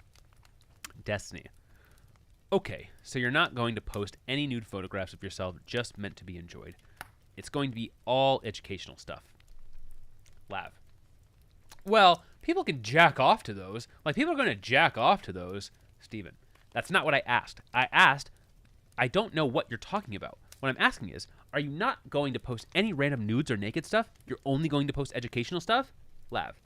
No, I'll post naked stuff also. Steven. Okay, well, that's porn. After the stream, he DM'd Lav. Good convos. Sorry everyone jumps in to gang up on you. Lav just brings everyone to the yard, I guess. Milk. Lav. Christ. Destiny. Smiley face. Lav. I'm killing myself. Destiny. That means Sherry wins, though. Lav. LMFAO. Dude, Cherry is retarded. I hate you now. Destiny. Smiley face. Lav. Do you think I'm dumb? Destiny. Not at all. I think you're pretty smart, to be honest. Just confused about organizing some concepts in your head. But it's ultra fucking hard to sort that out in literal combat arenas online. You really are trying to figure this stuff out on ultra hard mode. Try not to let random losers discourage you online. Lav. Trying. Heart. October 16th, 2022. Late in the night, Sherry and Stardust publicly accused me of flashing them. At the same time, I had a herniated disc and needed to stand up from my chair every half hour or so. On 2 such occasions, during heated arguments about sex and dating, my hairy abdomen was showing. Stardust added a blur box to a clip of me standing up to stretch, posted to Twitter, and described it as me flashing my pubic hair at her. I immediately posted the unblurred photo and said I'd sue her if she didn't delete her tweet. Facing heavy backlash from pretty much everyone, she complied. Cherry's accusation was harder to fight because she was going for my memory. Sherry's accusation was harder to fight because she was going from memory. My camera feed wasn't being broadcast at the time, so she was the only person who saw me stand up. I said I'd deliberately lowered my sweatpants. She said I'd deliberately lowered my sweatpants to expose my pubic hair. I woke up that day to hear Lav and Destiny talking about the accusation on Destiny's stream. In her words, Lav wanted to take a victory lap. Lav. I think it's fucked up because she is Max's friend, and we already know that Max has this wound. He's very public about it, where he's very cautious of himself around women. Steven. Laughing. No, he's not. What are you talking about? Lav. Sexually? Yes, he is. Steven. No, he's made so many women cry or feel uncomfortable on stream. What do you mean he's careful? Lav. No. Sexually. Steven. Sexually, he's married to another woman. There is no sexual relationship between him and other women. What are you talking about? Lav. Wait, what are you talking about? No, I'm saying he has a wound. He doesn't want to feel like he's raping anyone. Steven. I have no idea what you're talking about. Lav. Do you not watch his content? Steven. Yes, and I've seen him put tons of women in incredibly uncomfortable conversations. Listen to them talk. Oh. Listening to them talk, I was sobbing. Over the course of the year, I'd become somewhat detached from my own content and from my own emotions. The most recent self-eviscerating video I'd made was called the Mr. Girl Real Doll Review. It was a documentary about me fucking a sex doll and talking to my girlfriend about it. It was the first time that Destiny had ever signaled to his audience that they should disagree with me on anything, and it was amazingly effective. When I pushed back on him against his friendly streams with Nick Fuentes and saw that he was shutting down criticism with mass bans, I came to believe he was running a cult, and that my new audience was not really my audience at all. This was a crushing realization for me because it meant all of our conversations were essentially meaningless, and that my emotional vulnerability was being used as entertainment. Lav wanted Sherry's accusation shut down swiftly and harshly, but Destiny clearly wanted them explored even without me present. Lav had also revealed that Destiny didn't understand me in the slightest.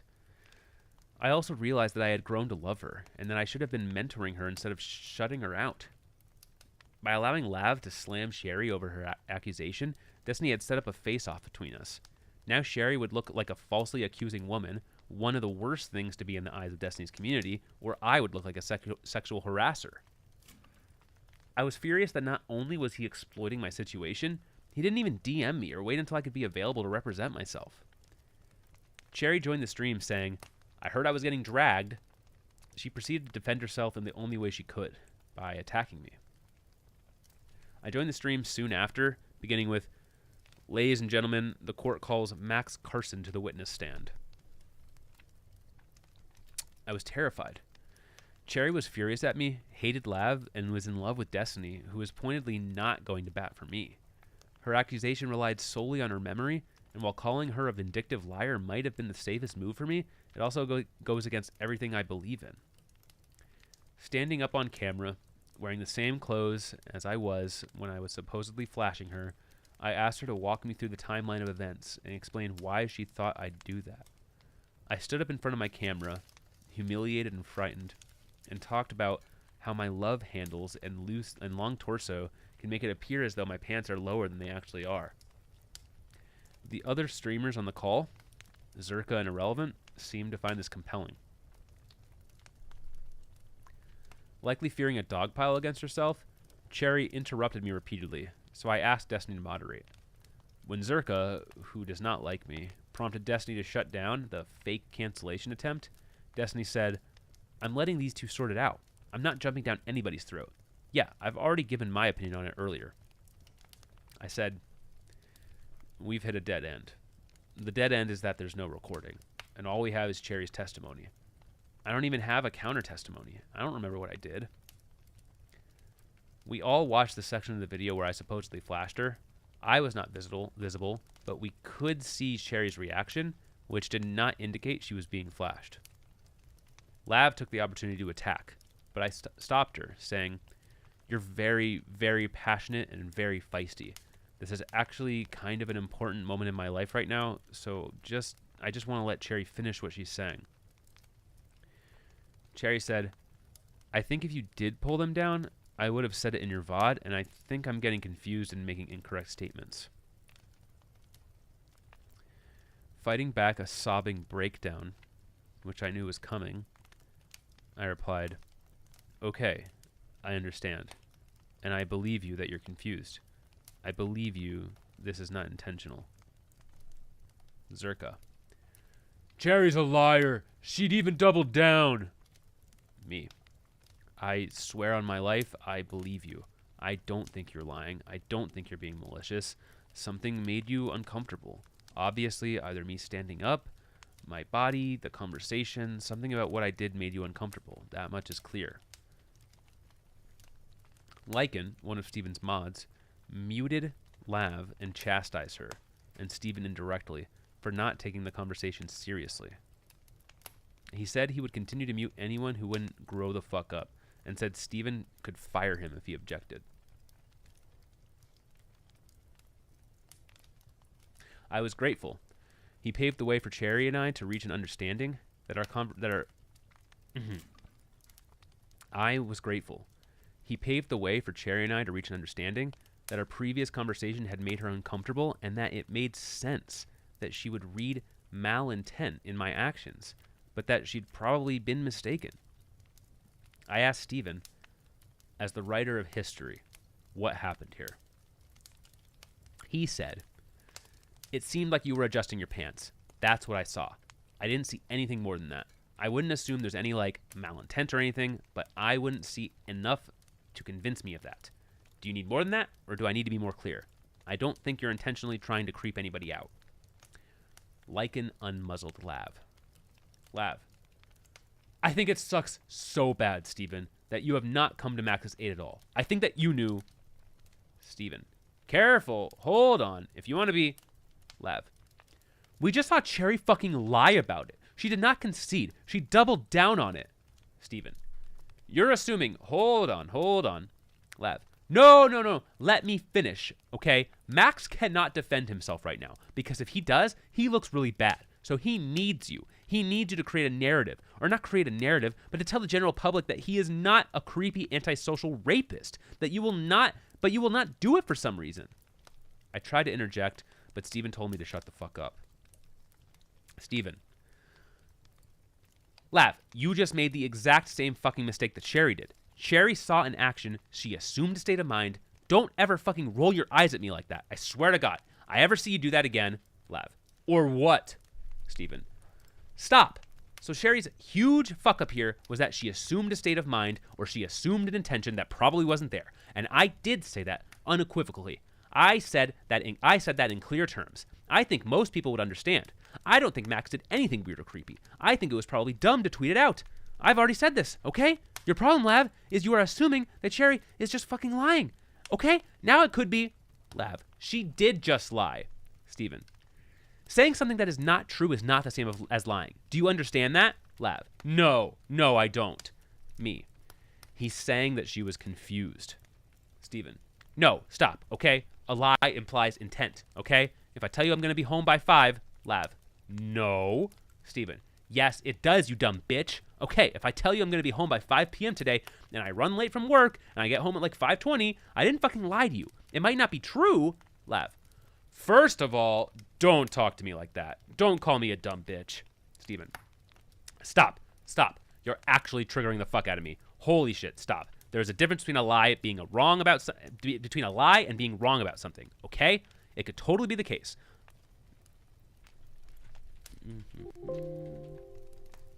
Another crash of the Chrome tab for whatever reason. Okay, it could totally be the case. The problem I had with you is that you're making the exact same mistake that Sherry... Yeah. Make sure I'm in the right spot. Sherry's making. But you're eager to blow your load down her fucking throat about it. So I think she was wrong. And I think going live with these tweets, accusations, whatever, was dumb. And she shouldn't have done it. It was irresponsible. Lav. I'm going to take the Sherry's a fucking liar stance. Me. Steven. If you're characterizing what she did, I agree with you. It was not intentional or she's confused. I agree with that. But if you're going to describe it as just silly, it feels like you're absolving her of the responsibility that comes to the platform and comes with making accusations like this, where I think you do have to have some kind of responsibility to not be confused. When you make these accusations, Steven, I just said that. You probably shouldn't be going live with stuff like this without doing a very clear, recording. What do you want me to say? Cherry, you're a dumb fuck. Don't do this. Me. No, I don't want you to performatively mock me by calling Cherry dumb. That's not what I'm asking you to do, obviously.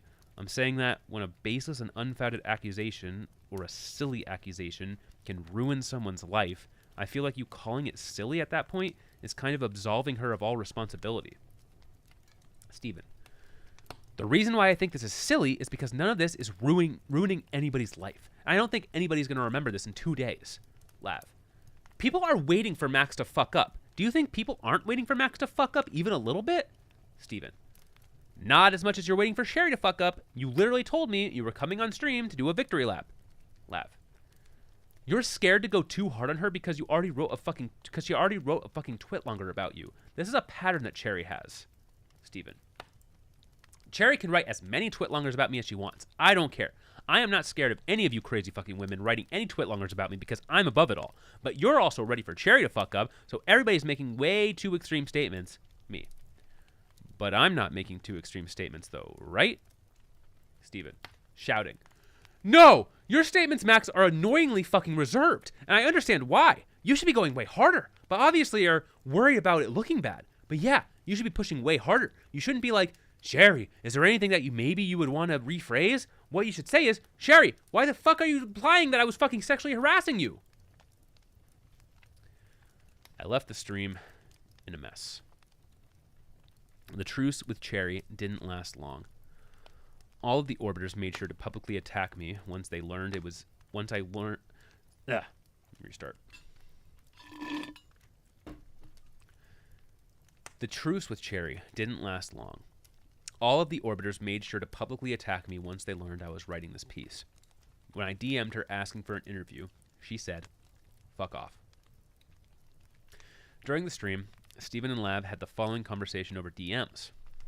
Steven, you're on your way to success. I'm proud of you, good little drama farmer. I'm gonna cut your throat. Twitlonger me. Do it. Hashtag me too me. I'm gonna kill you. Lav. Do not ever call me a bitch like that again. This is all fun. Do not do that. Steven. A bunch of plain emojis. Lav. You're a good streamer, but you need to be a good friend to Max right now. Steven. He is fine. You guys blew this up 1 billion, 100 million X more than it needed to be. Steven. Heart. Lav. Heart, heart. Steven. Sorry if bitch is a trigger from you. I meant to say for you. Sorry if bitch is a trigger for you. I won't call you that anymore. Don't call me a simp, though. I'll fucking kill you. Steven. Saying we spoke face to face, mate. Lav. ... I didn't say while you were eating me out. 2 days later. Lav. You calling me a dumb bitch has opened up the most insane 24 hours to me. I don't want to tell you what to do with your platform. It's your life. I will be bowing out. I cannot handle the vitriol from your audience. I obviously know I'm an acquired taste, but the amount of people just spamming me with it is a lot. Sorry, I didn't want it to look like it was 100% blaming you for viewer responses to me. Steven. Bro, you are insanely combative online. I have been so unbelievably patient in our conversations, but you go so hard over and over again. I don't know what you expect, but listen, you're always free to do what you want, matey. Lav. I appreciate you being so patient with me, but you blowing up and calling me a dumb bitch with your audience was a decision you made that is affecting me. If it was just us and we were in person, it would be different. I still wouldn't be happy. You've told me you know your community is toxic to women. Why would you not keep that in mind when speaking to me? I'm mad at myself. I'm frustrated with you. I'm not blaming you for everything. I just want you to be more aware of how I'm feeling and the way I feel, and think you should be aware of the parasocial influence your audience has. Steven. You have called me and others a million names, and you are totally out of line if me calling you a bitch is what set things over the line. And if it was in person, of course it's nicer, because we're not arguing. Steven. Or Lav. Steven, I don't have the audience you have, and we're friends. People read that. Steven. Then why are you accusing me of being a simp for someone when I'm just trying to be impartial? Lav. And they're like, okay, Steven's totally done with this bitch. Let's go nuclear. I wasn't implying you were being a simp, first of all. I was implying you unconfrontational. Steven. You literally said it. What? Lav. And second, why are you so scared of being a simp? Why is this the most insane thing? Did I? Steven. Because you are accusing me of being biased in this situation because I want to fuck someone. It's literally hardcore enforcing the misogyny I'm trying to weed out of my community. Lav. I don't think that's what I said. Steven. A bunch of question marks. Lav. I think I said you were worried about another twitlonger or dirt she'd have if you didn't defend her. Lav. Steven, look at your subreddit. A sampling of popular comments across 10 posts made about Lav after the most recent stream. Oh. Lav just says, Steven, look at your subreddit. And then the following is a sampling of popular comments across 10 posts made about Lav after the most recent stream. Is Lav actually the most dishonest and logically inconsistent orbiter, or is it just more noticeable since she's more aggressive than others? 423 upvotes. This was so damn cathartic, referring to Steven screaming that Lav is a dumb bitch. 287 upvotes. Cathartic. 82 upvotes. Pseudo-intellectual is still too generous. 229 upvotes. Because she's literally a dumb bitch. 100 upvotes. You don't get to talk to me like that is crazy. Guess what, Goofy? He already did. The fact that he's been so patient with you, even nice to you in person by your own admission, should probably be a sign that you massively fucked up that stream at least. 56 upvotes. Lav, look at your YouTube comments. A sampling of popular comments on the most recent stream. Steven. This is a comment. Steven, lying requires intent. Lav, no. This is a prime example of Lav just saying whatever she feels like at the moment and not holding any actual consistent beliefs. She just says whatever she feels like at the moment. 1,800 plus upvotes. It's amazing how Lav can come out of a drama that doesn't involve her looking like the worst person. It's amazing that Lav can come out of a drama that doesn't involve her looking like the worst person. A real talent to be that unlikable. 1,000 plus likes. My respect for women is ever growing thanks to your content. 1,200 plus likes. Amazing how Cherry made basically false harassment allegations and doubled down on them, and Lav is still more unlikable. 286 likes. There was also an unusual post made in support of Lav on Destiny's subreddit that day. Quote, I really think Destiny and this community have been dogpiling on Lav a little excessively. 0 upvotes. Lav, why are you pretending your audience is not filled with misogynists and vitriolic el toxisos? Steven's reply, ... Lav, no concession? You're steadfast in that you handled everything great and correctly? An hour later, Steven posted the following in his offline chat. Prepare yourselves for when I get back home. No more soft moderating. We're hardcore moderating all ironic/unironic misogyny until it is gone from all parts of our community. The problem is I can have a legion of dumbfuck men on stream, and you fucking retards will never hate men for it because 98% of you are men.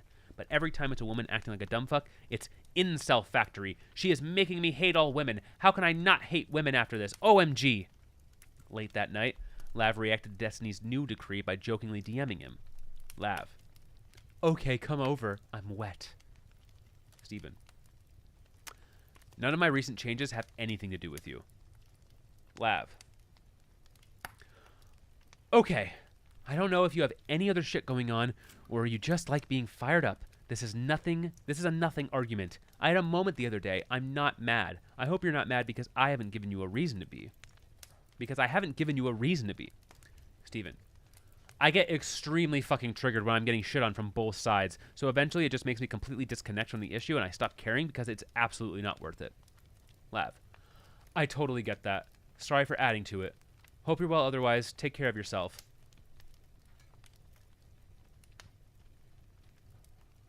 Oh my god. Sorry, this is out of story break. I'm just seeing how long the Lav section is.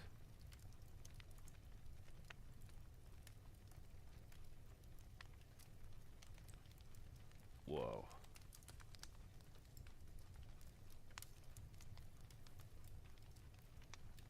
Oh my god. If any folks are listening in their pocket someday, hoping for like a decent audio version of this article, and this is what you found, and now you're listening to it, I'm just currently scrolling through, seeing how long this section is, and it's so much. I originally was going to end 30 minutes ago, but I thought, hey, I'll make it to the end of the Lav section.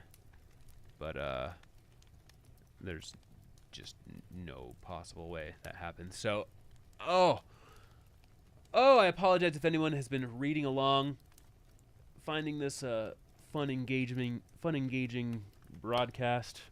I've enjoyed long story time, but I have to go at the moment. So, happy reading / reaction watching to whoever else is reacting to this.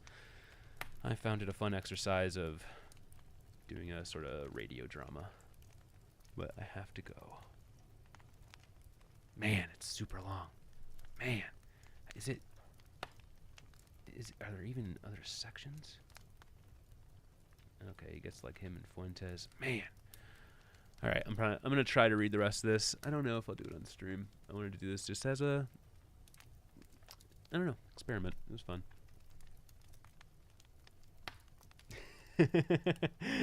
God, logic in the chat. The elections. I don't think it was. I think when I did the election thing, it was at least 4 hours when I was like trying to analyze every single judge and every single ballot initiative. Okay, this has been a very rare edge case desktop stream. You probably don't want to follow me because most of the times I do IRL streams. If you're here for this desktop content, it will be completely different. So, hope you got something out of it. Farewell, folks. Until next time. I'm going to add part 1 to this title, and then, I don't know if there'll ever be a part 2. But I gotta clean my room. All right, see ya.